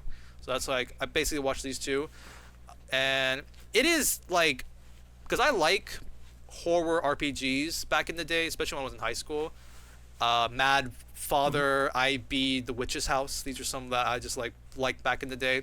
But those are like jump scare simulators. This game is like, oh shit, I'm fighting this monster who, by the way, this is a very R-rated game, who is like this ugly ass orc with a cock as long as like his legs and stuff, and you can see all that, and it's like, Daddy. and it's like, okay, shit, what's gonna happen? Is he gonna cut off my limbs? Am I gonna have to do this run with one arm only? Because you can also like get your limbs cut off and like have your legs cut off, and can you never run in the entire game too? Literally, you should just shut the game off at that point. It's fascinating how interesting this game is, and it's totally not for everybody, but I think it's amazing, this game. For those who are interested, I recommend checking out the Super Eyepatch Wolf's video, the coolest video game, just to like ease your way into this like franchise, or just see how you feel with it, basically. I don't know. I love how different it sounds. I like when things are different. It is, yeah. It's I think it's great. I think it's a very messed up game because it's very R-rated, basically. I'm gonna find that orc. I'm gonna find him right away. By the way, you get a chance where you either die or you have a scene with that orc. There are death animations. Choose die every time. You can't choose. It's random. You know what I mean? Why do you? Why? No, wrong choice. I'm gonna find that orc and do the other thing. There is no cock like orc cock. Send your asshole into shock. So the weird thing is, random thought. This implies that either that orc is a freak of nature, like just for some reason is that hung, or it could imply that the women just have really deep vaginas, and that's almost more disturbing. You can only play as your character you choose is there was only one of them who was a woman, by the way, so just FYI. A woman. A woman in my video game? You can actually, because the game's mechanic is interesting in that whenever you get into an RPG fight, you don't just use an ability. You can actually choose which part you want to hit. You want to take off the arms, nice, or you want to take off the legs, or you want to take off like the head or the chest. If you take off the head, you win, but hitting the head is very difficult, so people usually go for the chest. But then they have their arms too. Armor. So maybe you want to take those out first, so that the orc can't hit you anymore. You can also hit the cock if you want to. I was gonna ask. You better be able to if it's like the biggest thing in frame. I better be able to go for it. You can, and like I believe that orc's like cock has an attack too. It's like a stinger, as it calls, or something. Basically, you don't want to get hit by that. Then cut. So there's some strategy in this game too.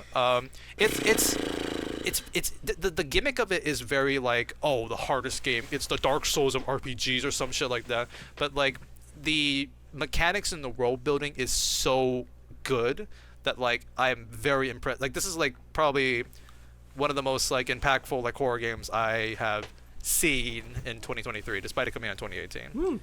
I recommend that video at least as a starting point if you're interested in berserky Cthulhu type kind of like horror and lore. Oh, that's the art style it looked like. Yeah, I thought it was Castlevania looking at first, but it's also very Berserk looking with the art. Well, the reason you think it is that is because the Netflix show of Castlevania just steals everything from Berserk. Oh, How dare you?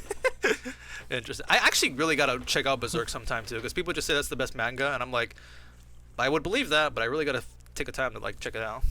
It gets better. It starts off being like edgy 13-year-old wrote as fan fiction, but then it gets pretty dang good pretty quick. So. Ooh, okay. Well, I just realized you guys made a J for me now. Your Jordans are fake. Damn. Let's go top right. Okay, now we're gonna give you a J. The opposite. It's not opposite. It's like mirror, but top right. Yo, rotated it's the guy. Oh my gosh, it's him. Holy crap. Stan Lee. I met him. Parada.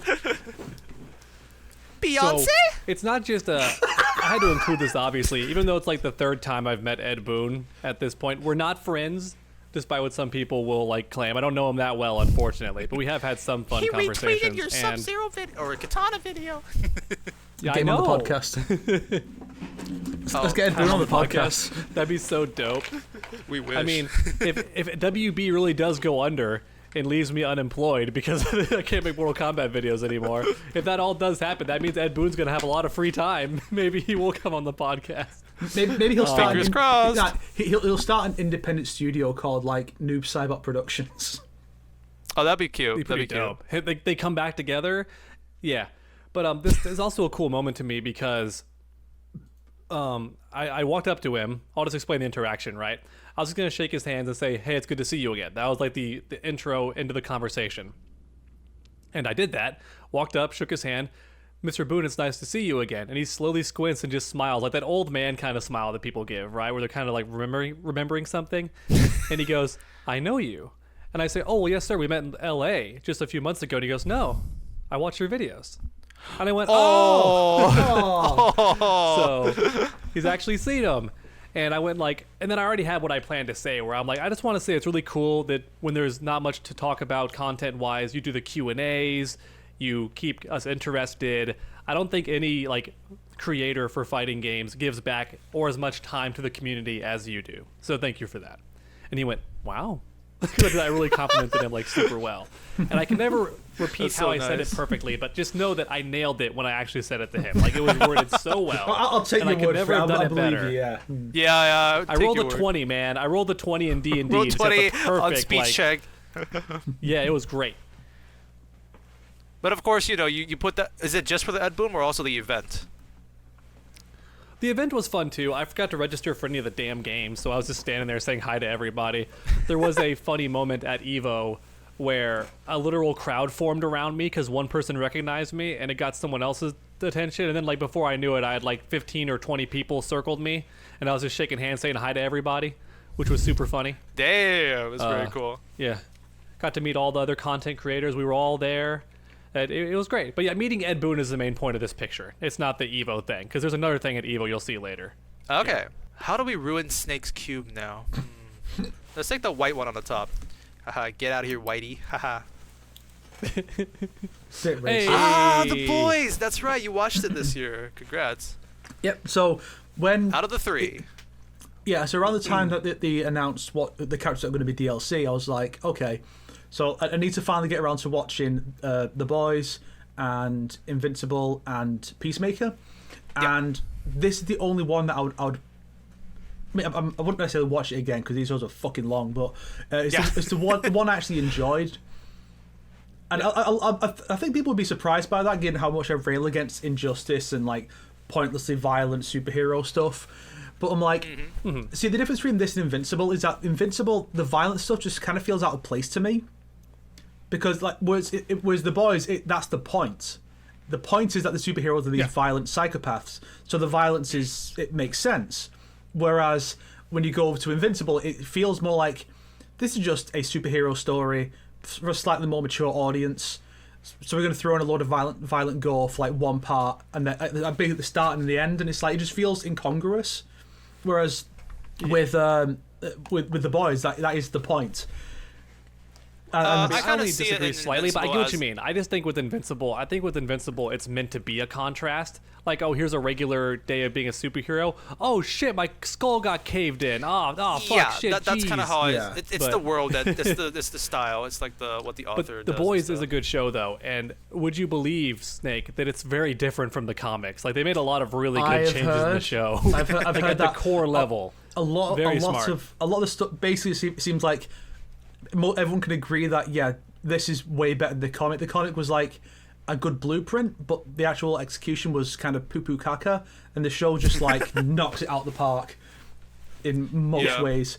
I don't get what people. I've seen quite a few people saying that the quality like dips for season 2 and then into 3, but I think it just gets better and better. Personally. I think they're all good. I think it's great. I do think just- season 1's yeah, a I little don't like the better, Homelander in taking my a opinion, backseat, but but they're that's all about still it. great. Yeah. I love the part in season 3 where we have like Kano and Captain America beating the shit out of Injustice Superman. That was dope. That was amazing. That was dope. Yeah. I did like that. it Like was, that. Like I liked it. who at is first, but gonna then I fight for rewatched who? it. That whole part and stuff. That Oh, yeah. ending. By the way, bad decision on the good guys' part. Like, y'all are stupid. But we had to have a whole other season, I guess, so, Yeah. it is what it is. True. I'm excited for the next Homelander memes. Like, oh my gosh. I'm excited. I'm excited to see I- which. I'm excited to see which of those are going to be implemented into M1K. I bet a bunch, right? Yeah. And- it seems and- like. And if the not voiced by the actual actor Homelander will sound well, if his all these references to the show they'll be crammed into the intro dialogues, if they'll feel as contrived as they were with Terminator, where it wasn't Arnie and they were all just random Arnie references, because at least these will be targeted references to the character, so it might feel okay even with a different actor. Is your head fucked by stupid? Oh And I god. hope he One of does the a lot of milk fatalities, he jokes. takes them to a tall building and makes them jump.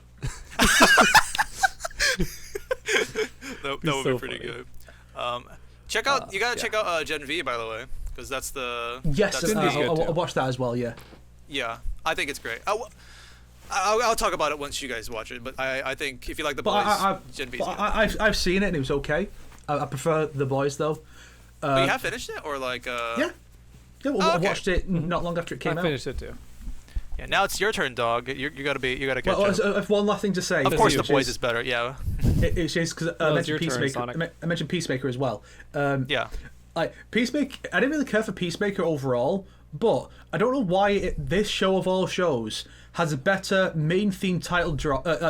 Main theme needle drop for the final fight scene compared to most anime. Anime's known for that, but then you're there. Let's go kill a cow. Slow, everything's quiet, slow motion. Do you really want it? Do you really want That to taste fucking- it? And it's like, That opening is such a banger. Honestly, it's so fun.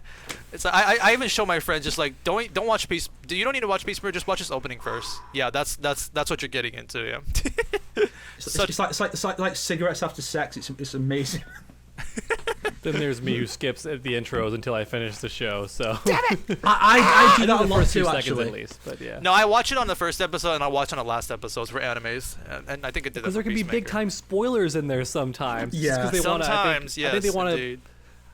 Yeah, I think they're trying to show like the manga readers and be like, oh, remember this? Like, but to Yeah, people I who haven't like- read the manga, it's just a big spoiler. It's like, oh, why is that in the trailer? because I mean, like, intro. Well, the manga readers will know as soon as the anime readers are like, haha, I know that thing from the manga when this happened on Yeah. Twitter, just openly, and people are like, dude, what the fuck? I want to watch the show.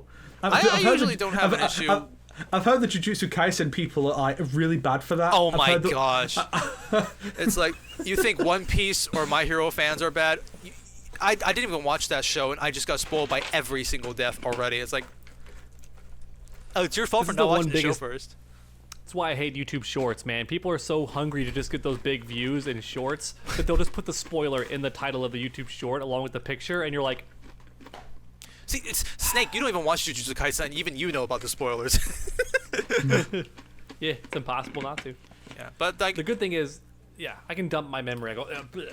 I just forget, so Oh, nice. I'm good at doing that. I don't think, at least from the openings I've seen, I like to watch an opening, okay, and then when I watch it a second time at the end, I'll be like, oh, now I get it. Oh, now I get it. You know, that kind of feeling. But I don't usually get spoiled, unless if it's very obvious sometimes. But Well, Kaisen especially did a fantastic job because if you rewatch the most recent opening, there's a lot of very subtle hints at what happens, but there's no way you could have caught it the first time. Exactly. Like, watching it. Yeah. You have to watch the show first. Yeah. So we're getting It's down to Sonic's the turn. top 3 now. Woo! Bottom left. Bottom left. Yeah. Ooh! Okay, this is an interesting one. Oh yeah, this is a good show. Yeah. Okay, so I heard someone I heard these comments that are talking about in 2023. People saying like, this is the year of like animated like cartoons or like animated shows, and what people say for like the top 3 would be like Scavenger's Reign, Blue Eye Samurai, and Pluto. And I personally put Invincible and Scott Pilgrim in that, but whatever. That's the. I watched all 3, and yes, they're all great. I think Scavenger's Reign, 8 out of 10. Blue Eye Samurai, 9 out of 10. Super fun. I recommend that show to you, Snake. But anyways, Blue Eye Samurai is such a fucking banger. Yeah. It's such a damn good show. we can talk about that like another time. Pluto, really surprised me. Also damn good. Did you see Pluto, or did you? Yeah, I seen Pluto. It was so nice. The first episode was so crazy good that I thought it was a movie. And then like it played then it ended kind of abruptly. I'm like, huh? Then I'm like, episode 2. Episode 2? I thought it was a movie. It's so like good, like with the writing at the very start, you know? Because movies are forced to like keep the pace going kind of quick because they got only so much time to tell it. This is a whole show, and every episode feels like a movie. It's so condensed and tells you everything. It's really cool. It is a like mystery set in like a futuristic like time, but like it also is kind of like Blade Runner-esque in like the sci-fi aspects. It goes through like the topics of like what like humanity is, or like what does it mean for a robot to be more and more human, like what that like uncomfortable achievement of that sort of topics. And like it's very good. Like I was like, this is like a good show, good writing, good like setups and stuff. A fair warning that I have to say, usually when I say, oh, there's this really sad moment in a show and stuff like that, so it's like, you gotta get ready, or tearjerker and stuff like that. This every fucking episode has something sad in it. It's like, oh, little robot wants to feel emotions. Oh, like every freaking episode. So it's Dude, like, make the mistake of watching while drinking alcohol like I did, because I just started crying in one episode, like just like not like, but just like just watching it, like tears are just going down. I'm like, why does this show keep doing this to me? Yeah, because each every time episode, I think they're not gonna make me sad. Towards the end, one of the episodes, like when something happens, I just like, oh, I kind of lost it. I was like, oh fuck. Yeah, it's really good, and it's really fun because it's like it is based off of the Astro Boy universe, but like done by a different author. So it's like a remake of the Astro Boy like universe, basically. Oh, okay. It's not a parody for sure. Like it's not meant to just be like a reference. It's literally like a remake in a way. It's like it is. So like because like they all have different names. So I just kind of assumed it was like just be like a parody, kind of like how we mentioned Invincible, how like you could say that's definitely Justice League, but it's like just inspired by Justice League. It's not a parody. Yeah, it's in fact the original had the same he does story look like too. Astro Boy. it is Adam is Astro Boy's name, so technically it's the same characters, but it's just like remade. Okay, it is his name. Okay, I didn't know. Yeah, okay. So there's a lot of Astro Boy lore, so it's like you see his creator, you see like that doctor. It's like they're all characters in the original Astro Boy. In fact, Pluto, the story is there was the original version of it, and the author, who is the author of like 20th Century Boy and Monster, who is like really good at like human drama mystery, decided to take this little Pluto story from Astro Boy and make like a story basically. Awesome. And they decided, yeah. What's even crazier that I've heard is like this is one of like the fans of this author apparently say this is his weakest like story. It's like, huh? This? Yeah. So.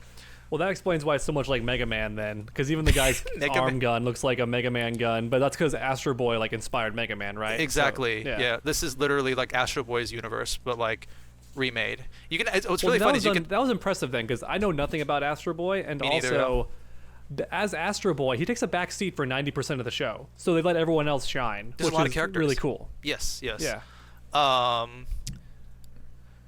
Yeah, I think it was I think Attack on Titans, I would have put it up here as like the best anime of the year, but like this as like a standalone, I think is my favorite like anime of the year basically.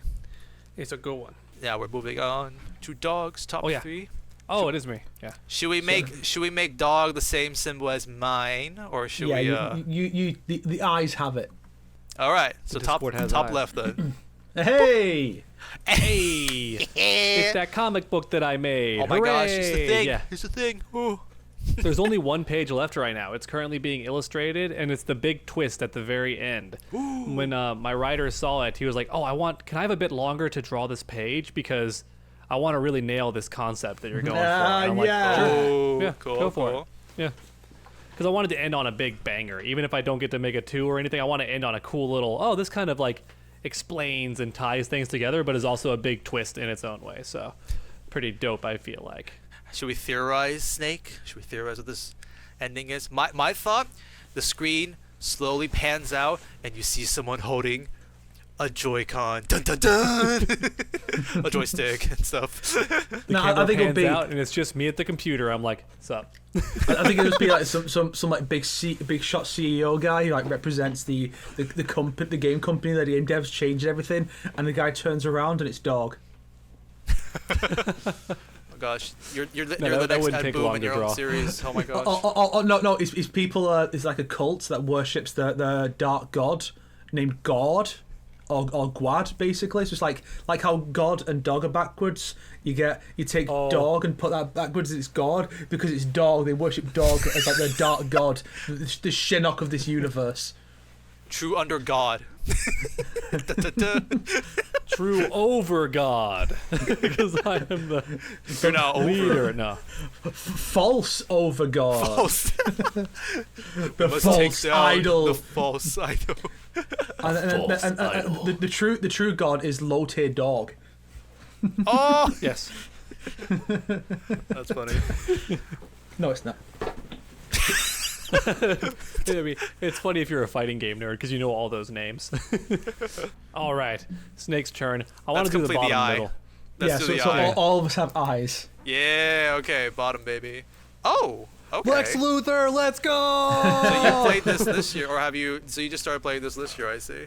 No, I've been playing it since it came out in like 2019. But I think it was 2022 they put out the freelancer mode, and I've been playing a lot of that last year as well. Like I think most of my game playing time has been playing Hitman Freelancer because it's very fucking good.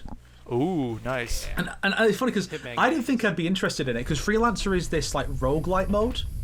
Oh, And I was okay. like, I don't normally care for that kind of stuff, but it's really neat. So the idea is, you're going up against a criminal syndicate, and so you pick from one of like 8 dossiers, and that'll determine which 3 locations from the game, which it features all 3 of the last game's maps, which of those locations you're going to go to, and it'll be a randomized NPC in the map who's going to be your target.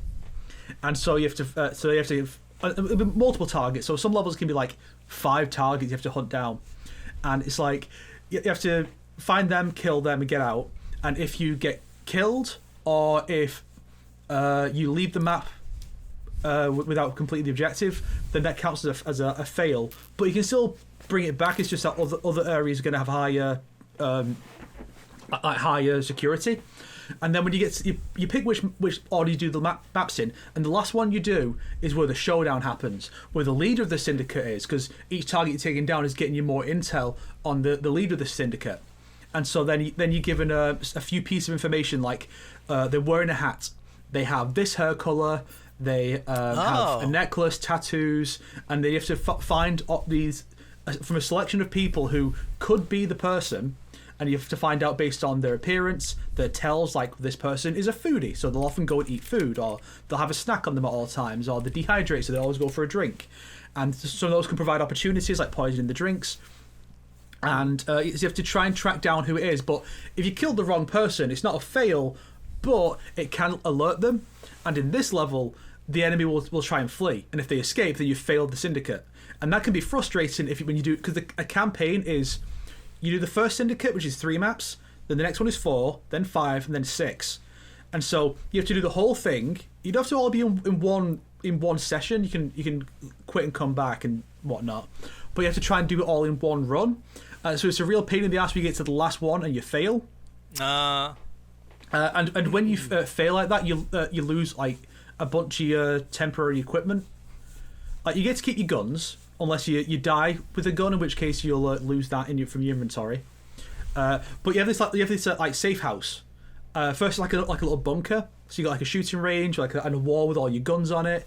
And then after you level up a bunch, you get to go up into this lakeside cabin, and you get to unlock more customization stuff. So you can go into certain rooms and okay, well, I'm gonna choose this bathtub, or I'm gonna choose this toilet or this mirror. Then in the bedroom, I'm gonna choose this bed, this stuff for the corner. I'm going to put the Freedom Fighters machine, because the developer made a game called Freedom Fighters in the early 2000s. There's an arcade machine of that, and it's so fun. And it's just really cool, because you keep going back down to there's a lot of challenges based around doing certain things, like kill a certain number of enemies with poison you craft from stuff you find in the map, or kill a certain number of targets with headshots, or with a very specific sniper rifle, and stuff like that. And so you level up, you gain experience, and you unlock more stuff to customize the place. And you can wear any of your suits you've got. So I've been wearing the recent Halloween one, which is like a big, dirty, torn duster with a big jack-o'-lantern head. So I'm like, I am the Reaper of Death. I have come into this bank in New York City, and no one will stop me. Cool. That seems fun. The one downside is the fact that it's only the basic versions of the maps, because in these games, a lot of the maps have alternate versions. So one of them is Sapienza, this seaside town in Italy, and so that one's focused on the mansion and the underground lab in a cave that you have to try and deal with. But there's all these other parts of the map too, like there's a church, and there's a town square, and there's different maps for different targets that will change it up. So one is, let's take the plaza in front of the mansion and make it a film set for a superhero movie. You have to kill the star while he's in a titanium suit. Oh, interesting. And there's one that's well, let's have it night time, and you got this guy who's doing a book signing at the church. Or here's a guy who is doing secret dealings, or kill a guy who's running for office while he's trying to give a speech. And it's different times of day, different layouts for the maps and stuff, and it's really cool. But none of that is in Freelancer, and I wish it was. So it's just the basic version. So it can be a little repetitive, unfortunately, because you don't get all the maps for variety. But it's quite addicting, and I didn't think I would be addicted to a roguelite or roguelike, because that's not really my cup of tea. But because Hitman's gameplay is so good. I really enjoyed this one. True, nice. Also, we had the elusive target from Dimitri Vegas from MK11, and you have to kill him. Cool. I dropped some overhead lighting on him and killed him. Did they actually get the actor to play him? Oh yeah, Nice. he's not playing himself, but he's playing a criminal who's at this nightclub in Germany, and it's that sounds about right, yeah. Okay. That sounds like Dimitri Vegas. If you like the Assassin's Creed, sorry, not Assassin's Creed, what the freak, the Hitman series, recommend the movie The Killer that came out 2023. What's that? It is a movie by David Fincher, aka guy who made Fight Club, Gone Girl, Girl with the Dragon Tattoo, Fantastic. and he is working with the writer of this Seven, which is the movie where Bradley Cooper does the "What's in the box?" that movie basically. Brad Pitt. What the fuck? I said Bradley Cooper. Bradley Cooper. Isn't that the documentary about Kevin Spacey's crimes? What? He plays the villain, doesn't he? Well, so I'm making a joke about, haha, this actor played a criminal, but he was a criminal. Well, luckily I'm not talking about those movies. I'm talking about The Killer, which is actually played by friggin' Magneto from the X-Men movies. Look at that. I'm doing the Birdman thing. The premise of the movie is literally we're following an assassin and we're looking at his mission and how he assassinates people. So literally the Hitman movie. Is that the one where he's really incompetent and doesn't realize it? I've heard about a movie like this. He's not incompetent, but he does fail at some stuff. So maybe, but the entire movie is just literally Hitman the movie. Like how you just see him do the stuff, like how he does like a murder scene, or how he investigates something, and how he just does things. I enjoyed the movie a lot just because of how things are portrayed and how things are like filmed. Some people look really into it too for like, oh, because it's a lot of inner monologue of like how the characters talk and stuff, and I think it's really good personally. But you like Hitman? Consider that movie. We are down to the last two, and I just remember what the last two are, and I recommend going to the left one first. Honestly, guys, I recommend checking that one out. Choose the right. No, I'm just kidding. We'll do left. Yeah, just Alright. this once in the name of like what Sonic thinks is the most interesting. Let's go. All right. Left we have Yeah, I want to play this. Hi-Fi Rush. It's a game that I played earlier this year, 2023, and it's really unexpected how good it was. It was like, first off, Shadow dropped when it came out. No trailers, no nothing. Yeah, Trailer. it's so good. Boom, have fun with the game. It is a like beat 'em up type game, so Devil May Cry, Bayonetta, with a rhythm-based mechanic. So you do combos with the rhythm of like the song, and the entire game is like half rhythm-based and just half like beat 'em up combos. And I remember like one of my friends is really into this type of games, and he was like, how do you make this fun? It seems really tedious, it seems really annoying. And I just played like the first stage in front of them, and it's like, oh shit, this looks fun. Like this, like you can fail combos or like not time it correctly, but you will still perform the combos, but timing it correctly does more damage. So it's like the better you're at like this part of it, the cooler you look doing combos and all that kind of stuff. It's just a like really damn good game. I think, well, I haven't played Devil May Cry, but like I think it's even a little better than like Bayonetta from when I played, and I love Bayonetta too, those games. Trying to think what else I could say. Story's fun. It's not really like too fun characters. serious. It's kind of like watching a Ben 10 episode, because I think like To me, the voice it actress felt like a lighthearted Borderlands with all the fun, because even the villains are fun. yeah. Like, and not too like crazy serious. Even when they try to be, it's like the piss is taken out of them. So it's kind of fun to me. It's like just a that. very like Yeah. Saturday morning type like cartoon kind of like setting. And the art style is very good too. It's like this character, I couldn't stop seeing Frankie from Foster's Home for Imaginary Friends. Yeah. I just wanted to share that. I can't unsee it. she is best waifu for many people who play this game. They really like her. They like their tsunderes. She's not. Anyways, like I don't want to get too much into it, but yeah, like the art style is like people say it's like this literally looks like a PS2 game, that in a good way, like that kind of art style. Like, don't know what So else shady. much to say. I just had a great time. I like beat the game twice to get like the second hardest achievement. The hardest achievement is to get all the achievements, but like the second hardest one is to beat it on like the expert mode or stuff like that. And yeah, I highly recommend it if you just want to have a good time. You can beat it in like 10 hours. Not a long game. The only nitpick I have is kind of like a minor spoiler, but not really. The main premise of the game is that there are like 6 bosses, and they set up and they're like, we are here, the 6 bosses, a little nuisance here. Take care of him, get him out of here. And you kind of realize, like, while you're playing the game, you kind of learn more about the bosses, kind of like, I think Metal Gear did this too. It's like you're slowly learning the bosses as you play through the game. It's like, oh yeah, so this guy is the money management department, and because his inventions are too crazy, so they keep soaking the money out of their like investments and stuff. So my nitpick, you fight the boss, and it's like, oh, cool boss, really had a good time with this like first boss fight, and then like the middle portion of the game, you get no bosses. It's just like just play through basically, and I'm like, Just fight the enemies. Yeah, gotcha. the pacing seems a little bit like weird here. It's just like boss, no boss, no boss, no boss, no boss. But then it picks up really well in the end. It's just like boss fight, boss fight, boss fight after a stage. It's like, oh yeah, hell yeah. Now we're getting back into the good stuff. But that's like a little nitpick basically, because the stages are still good. That's all I got to say basically. Let's hand it off to Dogadoo. I want to play it. I say we should go far left to make dog a C as well, so we can be Sea Dog. Oh, okay. I thought you were going to Far say the left. C word. Ooh, look at the nice sunset. Yeah, I went to the Grand Caymans in February with my sister and her family that she married into. So that was pretty fun. Oh, Just got to that's jet nice. ski, Got to enjoy the beach. Got to hold a stingray. Got to eat a starfish, like after it was filleted. Very cool. You can eat them apparently. Yeah, I got to eat a starfish.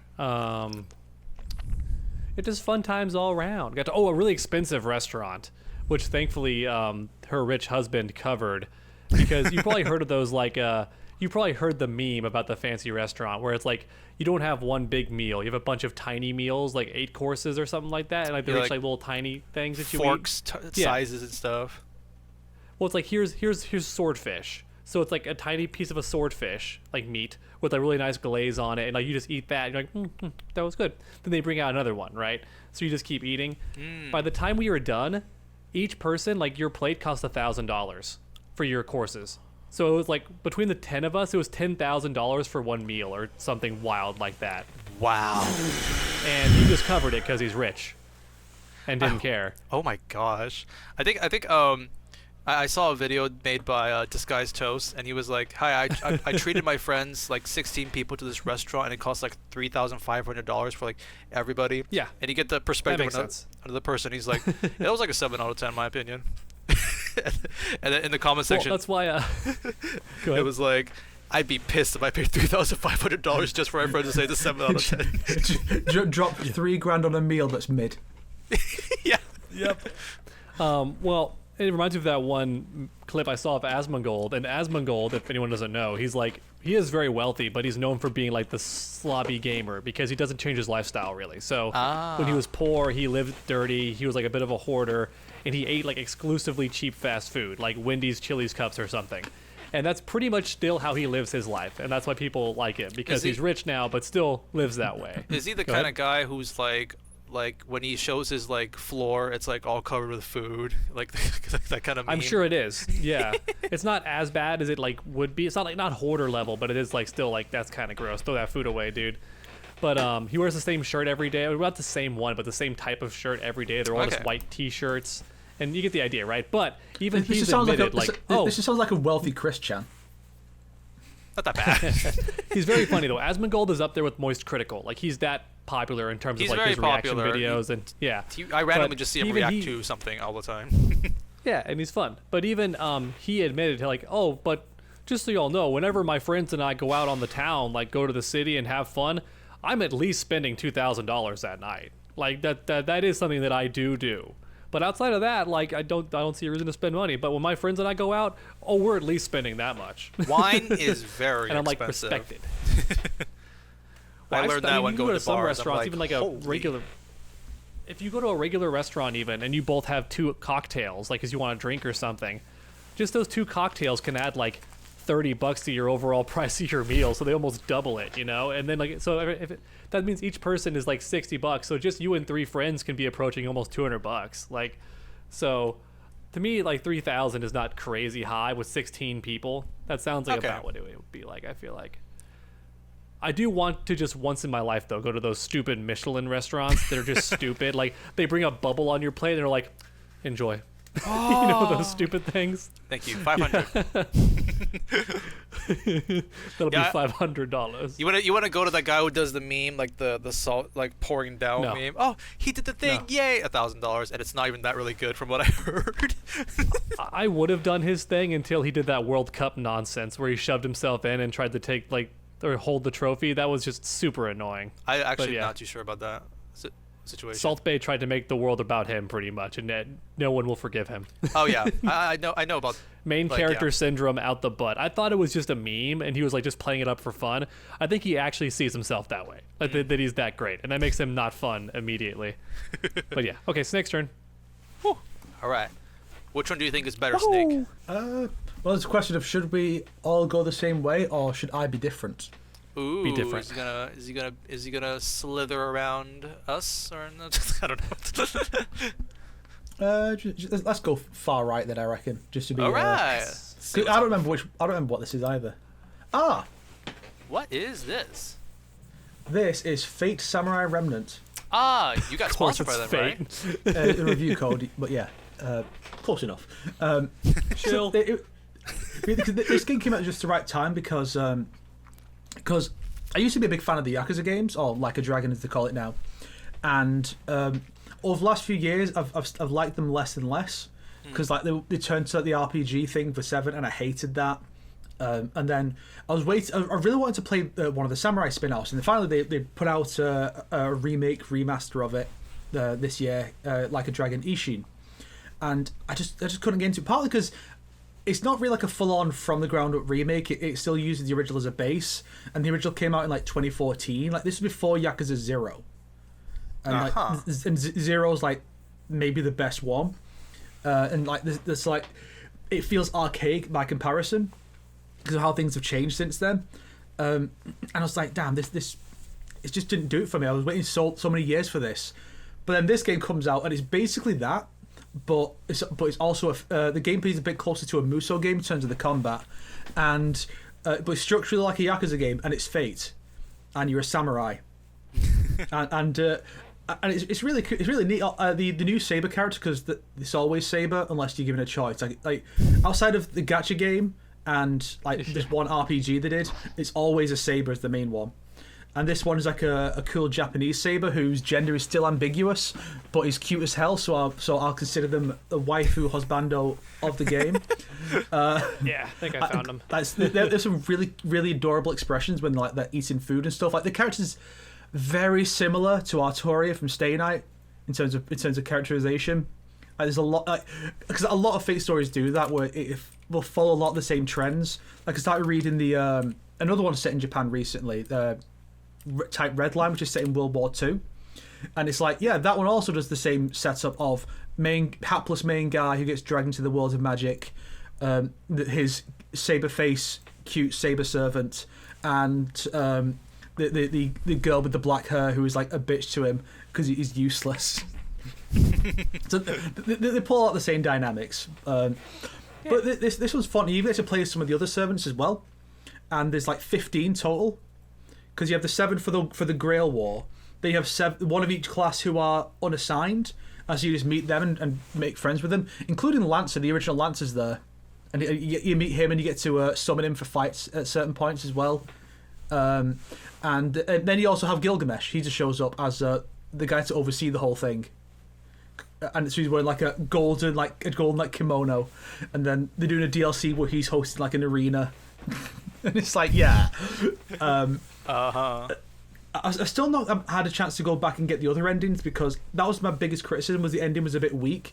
But there are 2 others, and apparently they are much better conclusions. So true I still need to get so I still need to get back to that. Yeah, I really you don't need to know much about Fate to get into it. I mean, it'll help, but the game does a good enough job of explaining what Fate is about.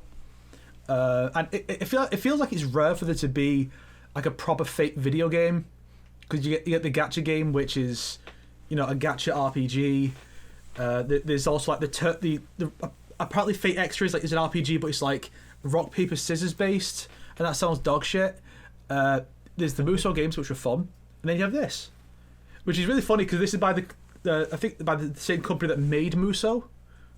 Oh, so you can see why sense. there's a bit of Musou influence in here, and yes, of course, at least one servant has to be from the 3 Kingdoms, because that's what Koei Tecmo is all about. I actually had Wo Long on here at one point. Oh yeah, Fallen you played Dynasty. that. Yeah, but I just didn't have much to say about it, so I think I took it off. But yeah, I enjoy Samurai Remnants a lot, and it's not just because I got a free copy. Shut up. And so I'm looking forward to playing more of it.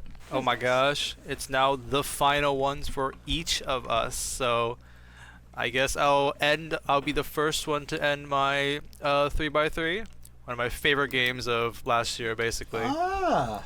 Yeah. The final countdown. Lies of PP. So,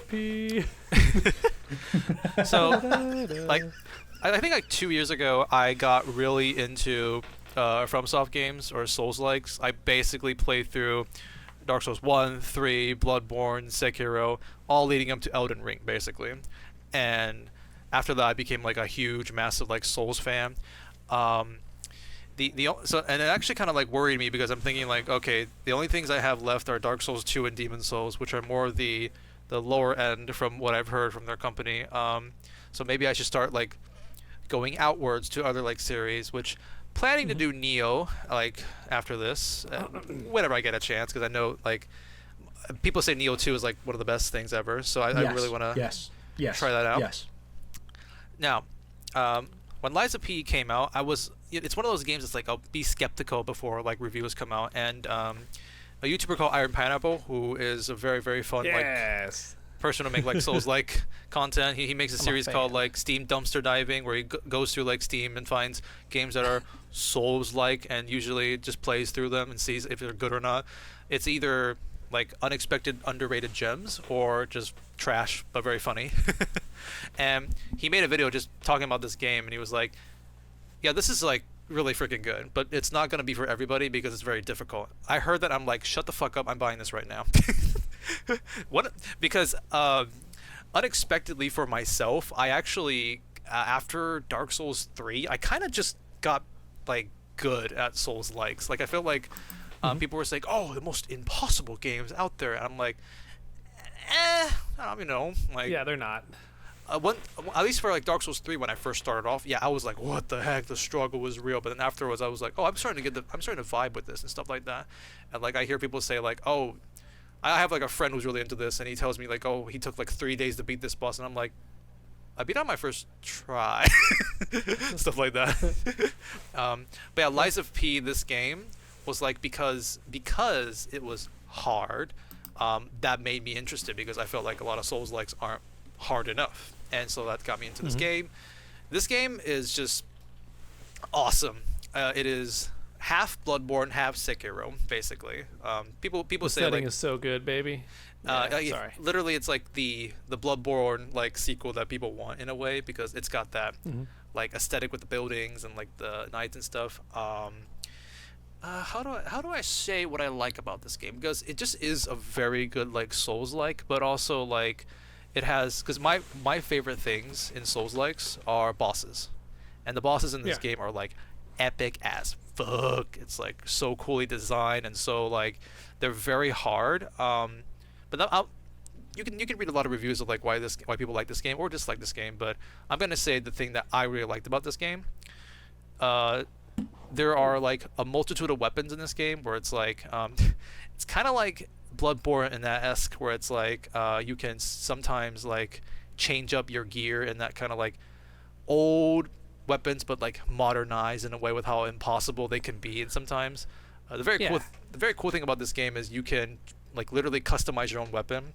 You get a sword, like the front part. What do they call that? Like the blade. Okay. And then you have like the handle, and you can literally mishmash and pick any handle you want and any blade you want and like put them together. So you can, and the difference here is every weapon has a special ability. So it's like, oh, maybe this weapon has like a stab ability, but then if you hold shield and press the special ability, the handle will have the special ability basically. And you can mishmash, like, I want this special ability on the handle, but I want this like blade. So it's like you see some really funny combos where it's like, oh, it's like the gigantic Monster Hunter axe, but you use like a dagger's handle, so you're holding like the gigantic monster blade on like one hand and stuff like that. Does it have the same reset factor of like Dark Souls games, where if you die you go back to a preset like checkpoint? Like, and you can get your souls before. You don't lose it if you die the second time. You lose some of it, but yeah, it's got that all like that. It's very similar in that Souls-like factor of like roaming around and like trying not to die and stuff like that. So let me explain like why I love this game and why I really vibe with it. I'm gonna do one more boring explanation. So here we go. There are 3 ways you can handle like dodging or handling enemies' abilities. Number 1 is your classic dodge roll, which this game has. You dodge roll, you don't get hit, great. Number 2 is you block. Every weapon you can just block like that. If you block, you still take damage, but it's a lot less, and you can recover that health if you hit back. So that's where the Bloodborne aspect comes in. Yeah. And the third option is to perfect guard, which basically means the moment the opponent like hits you, if you guard, king, it will like have like a red flash, and you'll perfect guard. You don't take damage, and you deal stagger damage to your opponent, basically. And also, there's a mechanic where like they'll glow red. If they glow red, that means you cannot dodge and you cannot block it. So you can either run away or you can perfect guard, basically. So there's like that mechanic in there. But now, Cool. I'm gonna get into why I love this game. Finally, I feel like I said like a lot of times. Somebody said that this game has the best katana out of the entire Souls-like genre. I'm like, okay. And yeah, the twin dragon katana, which you unlock like halfway through the game, is like, the moveset is kind of like you're like dancing around with it as you like swing it. It has like really cool like arts and like mobility shenanigans, really fun. But the best thing about this katana is, it doesn't have like if you use the charge attack, because each weapon has like a charge attack, this charge attack is not a normal charge attack. It's like this, like that. And what that means is at the end here, you do this. This is a parry, like a perfect block kind of parry situation. And unlike a perfect block, you will literally parry like anything, basically. And when I mean anything, I mean like you can fight any enemy, and if you successfully do this, and then like right when they hit you, you hit that side, you hit that like moment, it will parry, like it would deflect anything. If you perfect block, you just don't take damage, but this thing will make the emote like that. Oh shit, dude! Oh, he's so fucking swift with it. He got the perfect parry. It's super hard to time, which is why not too many people are using it. But like, you can parry like anything. I'm talking like you have this gigantic dragon monster. They would just like parry back and stuff like that. So it's one of those things that's definitely going to be someone who plays the game only using that move, like beating the whole game with just the perfect like sick katana parry. There's like there's like a YouTube channel who's like all bosses with like doing like sick moves and like trying to like flashily like kill them and stuff like that. Which is I actually played a New Game Plus the game to get all the achievements, and I literally just used that katana and try to like wipe these like monsters, because people say, oh, New Game Plus is freaking impossible to play, and I'm like, yeah, but with this katana, and if you parry like successfully, it's fun. Yeah. Anyways, I've gushed too much about this game. It's I feel like it's a shame it wasn't even nominated for best game of the year, but it's a very damn good Souls-like, and I'll leave it to that. Sorry, I feel like I rambled too much about this. I love the cool lore to it too, because I know nothing about the story, but I'm just looking at screenshots, and some of the stuff I'm seeing has me interested. Like what the heck any of that means. Even the title itself is interesting, you know. But it's a fun. It's a fun story of but it's the lies that I'm curious about. Oh yeah, because the premise of the story is like humans created robots.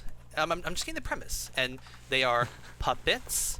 And puppets have like they have set rules and boundaries for them, and one of them is that if you're a puppet, you cannot lie. Isn't this kind of similar to Pluto in that sense? But you cannot lie if you're a puppet. And Geppetto's puppet, who you are playing as, is the exception. So in this game, you will have moments where you can choose to tell the truth or lie, and depending on what you do, will like affect some outcomes and stuff like that. That's cool. That's already way more than most Souls games give you. Souls games just tend to have like, here's the plot. I actually do like the plot in this game boss. too. It's very interesting. Yeah, that is cool. Yeah, I like that. And I would not recommend it to you unless if you're really into Souls-likes, because it's very hard. But I heard the game is, the developers did say that they would like try to tone down the hardness with some updates, because you know people like would want that and stuff. But yeah, anyways. Let's get the as long as it's not cheap, it's usually not a big deal if it's hard. Like there was that one boss in Dark Souls, the Bed of Chaos, which is just universally hated because even if you're like a great player, you can't control like when you get hit sometimes, and you'll fall into a pit of death, and no one likes it. No one likes that boss. I think Miyazaki like admitted outright that we just ran out of time. It's an incomplete boss. Yeah. So I think that's why one of the bosses in 3 is like a do-over of that. Oh yeah, it's kind of. It was. Yeah. It's very sad. Bed of Chaos has good lore, but it's just like trash boss. Oh, okay. My final picture is very underwhelming. Oh, that's cool. Look, that's a great cosplay. I did a bunch of cosplay photos, and this was just Evo. So this picture is meant to just reference me going to Evo. Like it was great to be at Evo and meet all the fans and watch high-level gameplay. And I probably should have chose a different picture, because at the end, There's another YouTuber called the Island Boys. Very unfortunate name. We've been trying to tell him that he should change it, but he's hesitant. But yeah, because the Island Boys, right? But Yeah, he I did it. know the He's had it for a situation. while apparently, like as a gamer tag. He didn't mean it to be a reference to those people. It just kind of worked out that way. Anyway, Yeah. he's not a very big YouTuber, but he's really good at networking, and he somehow got me also in on this, where there was a penthouse suite at the top of the hotel that hosts Evo, right? That casino. And it's a big mansion-sized room. And we all just watched the finals there for Street Fighter 6 and Nice. like another game. And it's like someone's mansion, but it's just a penthouse, you know, in the top of the hotel. He got us in on that. It was awesome. So you're at the very top of this giant hotel with a great view of the casino and the whole Vegas Strip, but also this giant TV, and every room has a TV, and we're all watching Street Fighter in different rooms and stuff. It was pretty fun. There's alcohol. It was great. Nice. Yeah, it was awesome. I should have chose that picture, but I couldn't find like a great angle. We were in a rush. You know, you prepared this like within a day. That's true. I prepared it like really fast. I just Yeah, looked at yeah. my phone and I was like scrolling down, like this one, this was cool, this was cool, this was cool. But there you go. That's my 2023. I didn't do things that I liked like y'all did. I guess I did things that I just did. I chose things that I just did. It's totally But, fine. Like, I yeah. mean, Snake here has a couple that even he didn't like, but he put on his list, which was really entertaining. Yeah. Which leads us to the final one. The final one in this list. Let's see what Snake's finale Don't is. put this pressure on me. I feel like I know this. Oh shit! Yo, it's Sakura. You definitely have one of them. Yeah. Aha. This is Sakura Wars 2019. From 2019. but I got the game in What a like fu- I got it in like 2018, but I didn't get around to playing it until not I got it 2023. in 2022 rather. I didn't get around to playing it until 2023, and I rather enjoyed it. Nice. So because the original Sakura Wars games were, it was one of those where I think it wasn't until the fourth game that they finally started localizing them, but they were massive in Japan. It was like I think it was like Sega's like biggest like success on the Saturn and whatnot, and it was a big friggin' deal. And then all of a sudden the series just went dead. They even had like stage plays with the voice actresses from the game, like because the series cool. the setting it's like an alternate universe, like roughly World War One-ish Japan.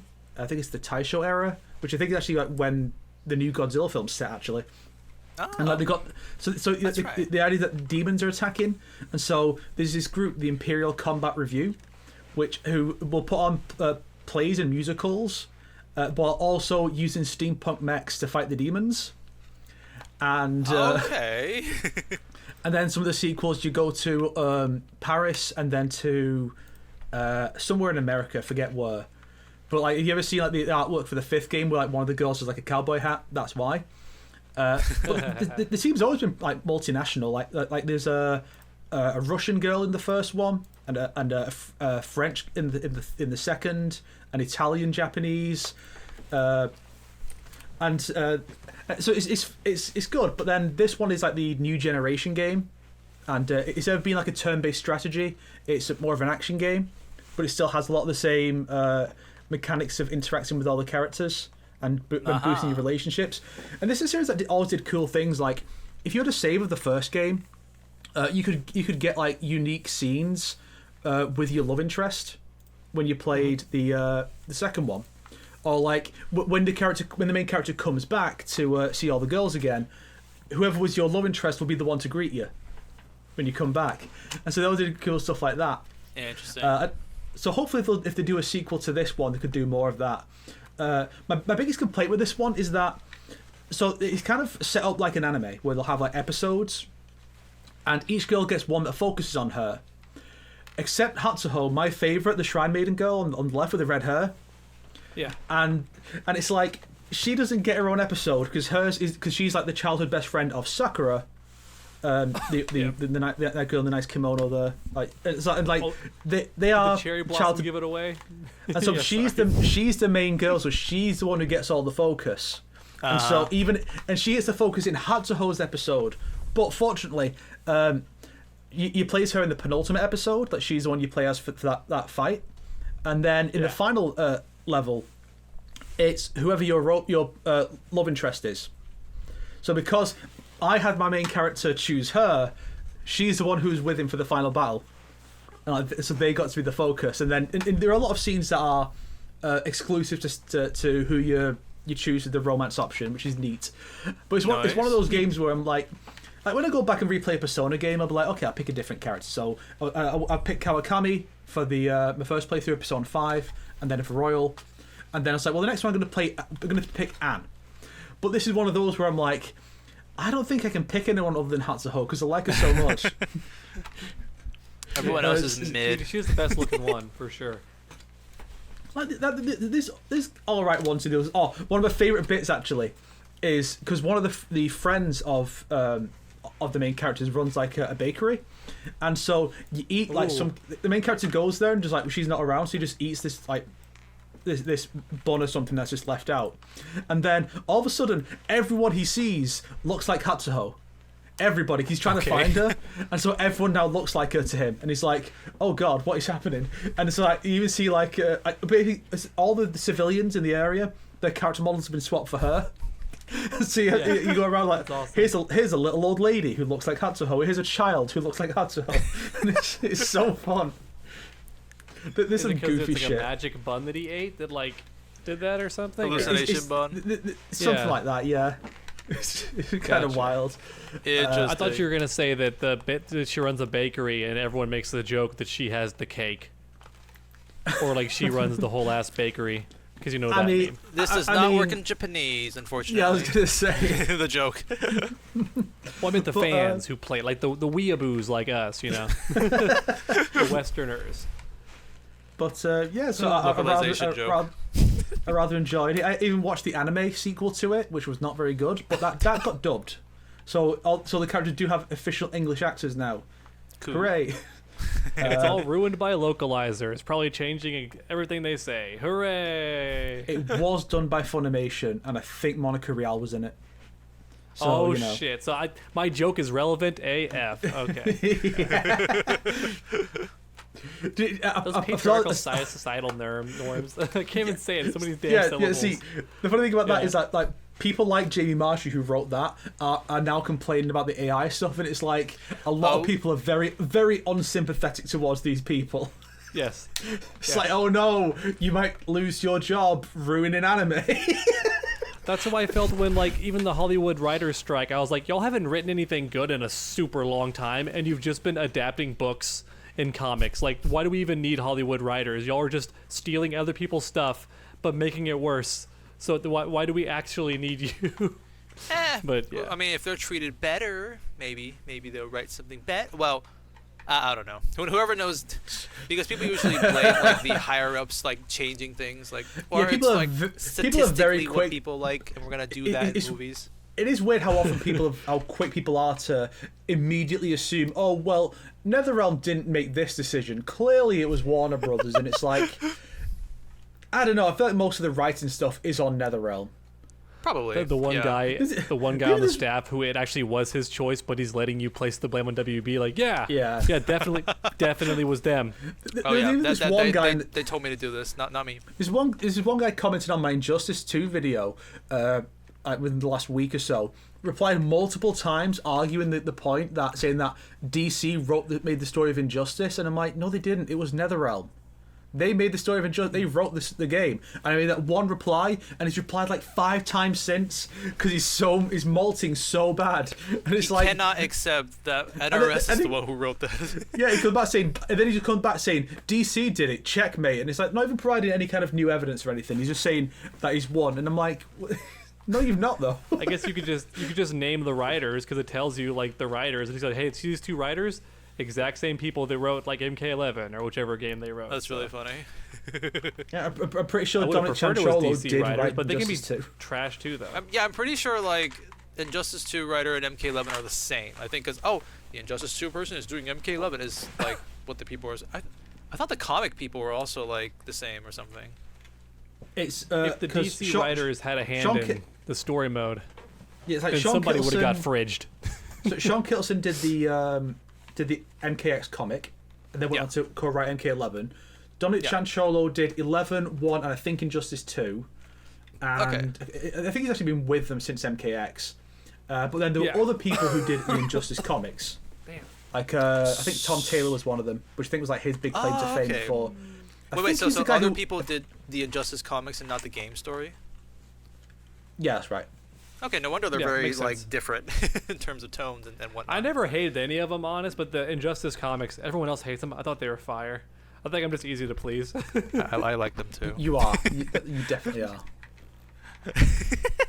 I mean, like I liked them because I was like in high school when I read them back in the day. But yeah. Well, I just liked how they did the whole Saturday morning cartoon thing, or where every comic issue ended on a big cliffhanger, so you're like, oh, I got to read the next one and see what happens. It was my first quote-unquote evil Superman type comic, because like after that, like evil Superman was everywhere, so that was my first one. After everyone else who does that afterwards, I'm like, oh, that's lame. But now, because Injustice was my first one, so I'm like, maybe that's why I kind of liked it. that kind of just is how comics are, though, dog, nowadays, where every single one has to, because there's, at least for a period, there's a whole focus on the trade paperbacks. That's why most comics moved on to 6-issue arcs, so they could all fit neatly into one trade volume. And it's like, it's really obnoxious because this story didn't need to be this long. Oh yeah. All right, I guess that was our fun 3x3. This is a pretty fun event. I'm very happy other people popularized it, so we get to we get to do it ourselves and try it out. I learned today that you all got to enjoy your free time, and I did not, because I didn't get to play like a single game that wasn't related to my job. Well, I didn't really even watch many movies or anything. I did watch Pluto though, and Pluto was good. Nice. Pluto. I'm shocked you didn't put Blue Eye Samurai on. I thought you were gonna put that on. I didn't know it was supposed to be things we liked. I thought it was supposed to be things we did. Come on, we told you the concept like 3 weeks ago. You could have at least sort of checked. Come on, Dog. So is there anything that you do that you want to talk about that is something that you enjoyed then? Wait, this video's too long. Otherwise I would. I liked Blue Eye Samurai. Watch Blue Eye Samurai. Snake, watch Blue Eye Samurai. Carry Hiroyuki Spider-Man 2 is Tagawa mid, is and that in game it. is dead. Yeah. Yes, he is in it as an important character. I mean, he's great. He's never. Well, I was going to say he's never been in a bad thing, but he's in MK11. He's in Tekken. He does. He makes everything he's in better. He was okay. He was an okay Heihachi. He was a fantastic Shang Tsung. He was great in Sabrina the Teenage Witch. Oh, that's right. Yes. So yeah, I'll give it a go. I personally think Blue Eye Samurai, like the vibe it gives me, is like Avatar but adult. Like the characters, the settings. It's like literally there are characters. I feel like you would literally pluck them from Avatar and just put them in the show in a way. There's also direct references to Kill Bill just for fun, but only like a little bit. Yeah. Oh wait, yeah, that's right. It even plays the theme. Dun dun dun. I actually got it. We can talk about that when if we all see it, but yeah. But the reason I like it, Snake, is because it's finally a revenge story that sticks to that and doesn't just like derail in the middle and go, well, actually it was about friendship the whole time. It's like, no, it's about revenge, motherfucker. This story's about revenge, and we're gonna keep that going. Speaking of revenge stories that derail, they've apparently cast Abby for the Last of Us show. Bless her I soul. saw that. It should have been a guy with makeup. Soul. They should have just cast a guy with makeup. Get Tyler 1 and put him in a wig and have him play Abby. Because like he even joked when playing the game. He was like, what the fuck? Looked at her arm, looked at his own arm, and he's like, 10 years! I've been working on this for 10 years! She's bigger than me! Yeah, Abby is not going to be like buff, or not going to be buff enough in the show, for sure. I still can't believe they're actually stupid enough to go straight to game 2 and not just do an in-between story. Did they say they're going to go right to game 2, or is it, or could this be like, oh? This is definitely, they're saying this is going to be Last of Us Part 2, the adaptation, yeah. So stupid. That seems like a bad move. Like, just do an in-between. You don't understand. Season. It's a masterpiece of a story. You know, there's a fan base for. They want to see this story. They're gonna. Fan base is just contrarian. They can't convince me otherwise. The fan base is just contrarian. They saw all the hate it was getting, and so that made their expectations too high. Then they played it and were like, it wasn't that bad. I like it. The only people who actually like Last of Us 2 story are people who will just support anything with women in it. No, no, lesbians. like Yes, That's not yes. a It's woman. really 50-50, That thing is the gorilla wearing honestly. makeup. The thing like Abby is not a woman. It's very funny because I've seen like Twitter people being like, actually, Last of Us 2 is very good, and like 90,000 likes, and someone retweets it. This guy's a dumbass, and then like 10,000 like or 100,000 likes, and it just like goes back and forth like I don't know 3 or 4 times a year basically. It's like There is one there are good genuinely thing people that who really came like from. this too. Well, sorry, 2 good things that came from Last of Us Part 2. The memes. And both of them are memes. Yeah. the memes. The meme of the sex thing was hilarious. Where just like they just traced over it Oh, and yeah, like yeah. had the different people like I banging did each other. that too But also, in my Scorpion I loved- Sub-Zero version. I love when the story got leaked and there was that people didn't want to believe it was real, but like it was pretty obvious it was real, and people kept making jokes about it. Like one of them was called leaked footage of Last of Us Part 2, and it's just a golf game, but the custom character for the golf game is like just super roided out buff chick, and Joel is the ball. Yeah, I thought that was And he a goes meme flying. image. There It's was like, a I way to got a call Joel it. in one. There was a choking Joel. Ellie, like that, and Yeah. it says, "No, don't kill her. She's the Last of Us," or something in the subtitle. Don't kill her. She's the Last of Us. I think that was like, Oh, we got Fat Geralt was also a great meme. yeah, the punch. Just and punches the, that kid in the head and choking talks meme, about the choking pear. meme as well. That's a good one. Indeed, yeah. Okay, I know this episode's getting kind of long. Getting I choked. actually want to kind of Yeah. chat with you guys about this. I don't think I've ever chatted with anybody about this, but here is a genuine question that I very wonder about you Last of Us stands. I'm very curious how you guys will feel. So Last of Us 2 has a lot of Cringe. well, the timeline is very uneven. Basically, it goes present, future, past, future, present, and it goes mix and mashes like all over it in the story. If Last of Us 2 only kept everything that Joel and Ellie did in like their memories, and literally like the game takes place on like the before the last memory happens, right? It's like before Joel like tells Ellie that whole thing, and then the next day it's like, okay, time to go on a mission. If only they show those prequel parts, and the game literally ends when like Ellie says, I might, start to forgive you, that part, and it ends there. Would you think that would be good? There's not much of a story there. No, maybe just a short, you know what I mean? Like the thing that Dog was saying, the in between. But I feel like that could make it. I feel like if they're smart, that'll be the first episode of season 2. Like just adapting that Well, stuff. Who knows? Because I'm just You thinking could, you could theoretically stretch it into an entire season, but I think probably like one episode for that would probably be a good idea. Give people the thing they actually want, because that was one of the big issues, was that this was like, whether you think it was good or not, what The Last of Us 2 gave fans was not what fans wanted at all. And it had to lie to get people. It had to lie to get people in the door. Oh, that still sucks. The trailer part, yeah. I would love it I'll let if you do the this all show on your if the own. show like did those same lies in the trailer, just to be a faithful adaptation. And it's like Pedro Pascal, like, you think I'm gonna let you do this alone? And then it's like the first episode. Oh my blah, gosh. blah, blah. Yeah. Whee! Nice.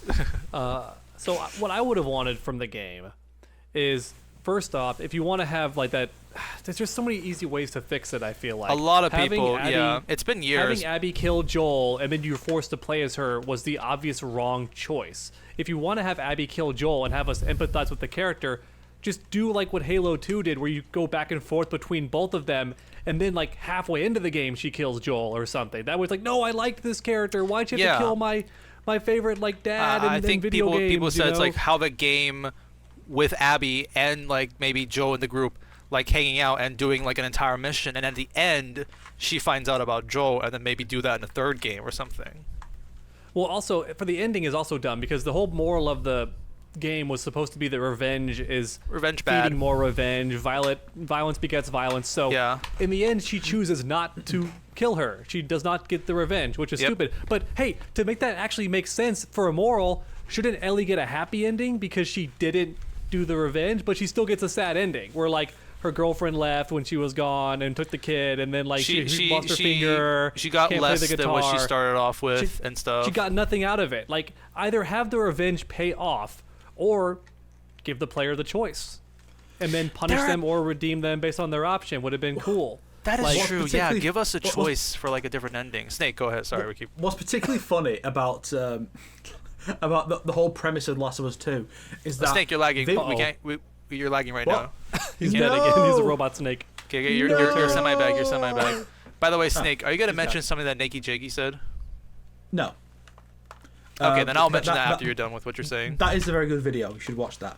But it's just funny Snake! because the funniest thing You're very about lagging. You might want to like reconnect. bruh. All right, he'll be back. Oh no, my He'll be views back. are what I'm watching like is, he did ah. in Metal Gear Solid 2.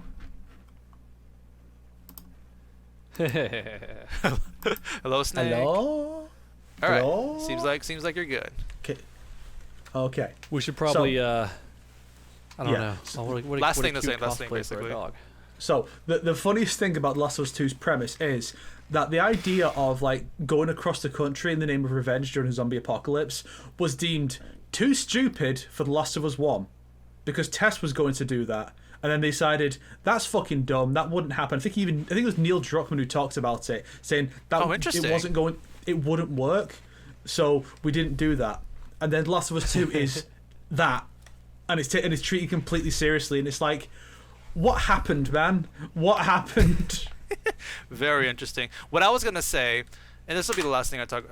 The Last of Us 2 is like a thesis of things you can go through because it's not just junk.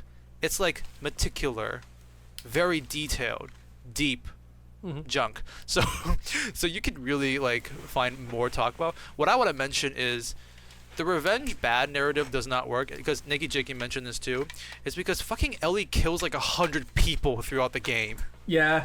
It's like Except the one person who she wanted to get. Yeah. Even Fat Geralt was a victim where he didn't even do anything. I think he even like helped her.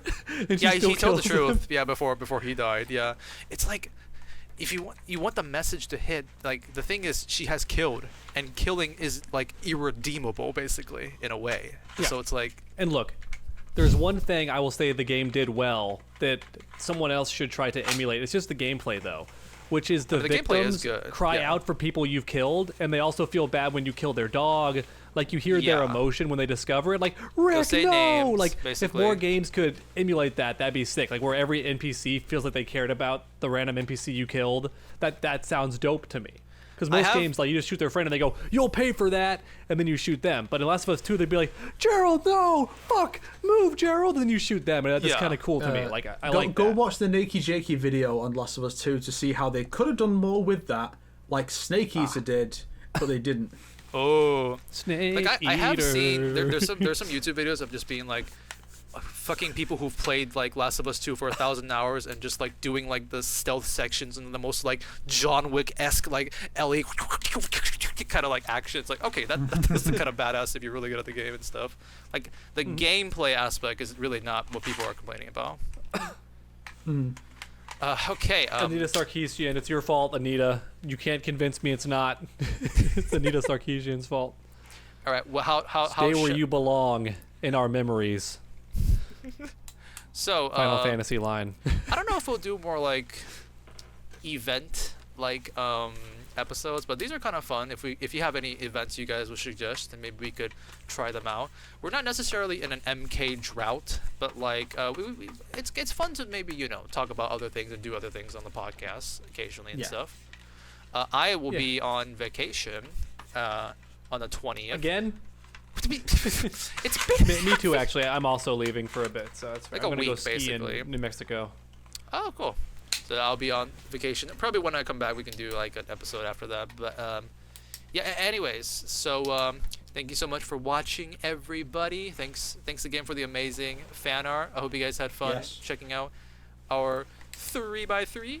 I think screenshotting all of our 27 like content here, like bam bam, looks very cool. It's very stylized, and that's how 2024 can be awesome too.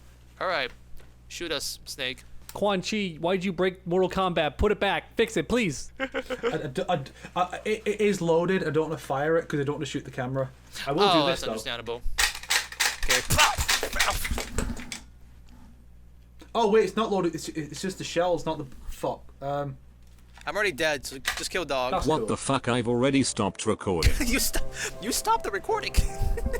I guess I did kill dog after. Hooray.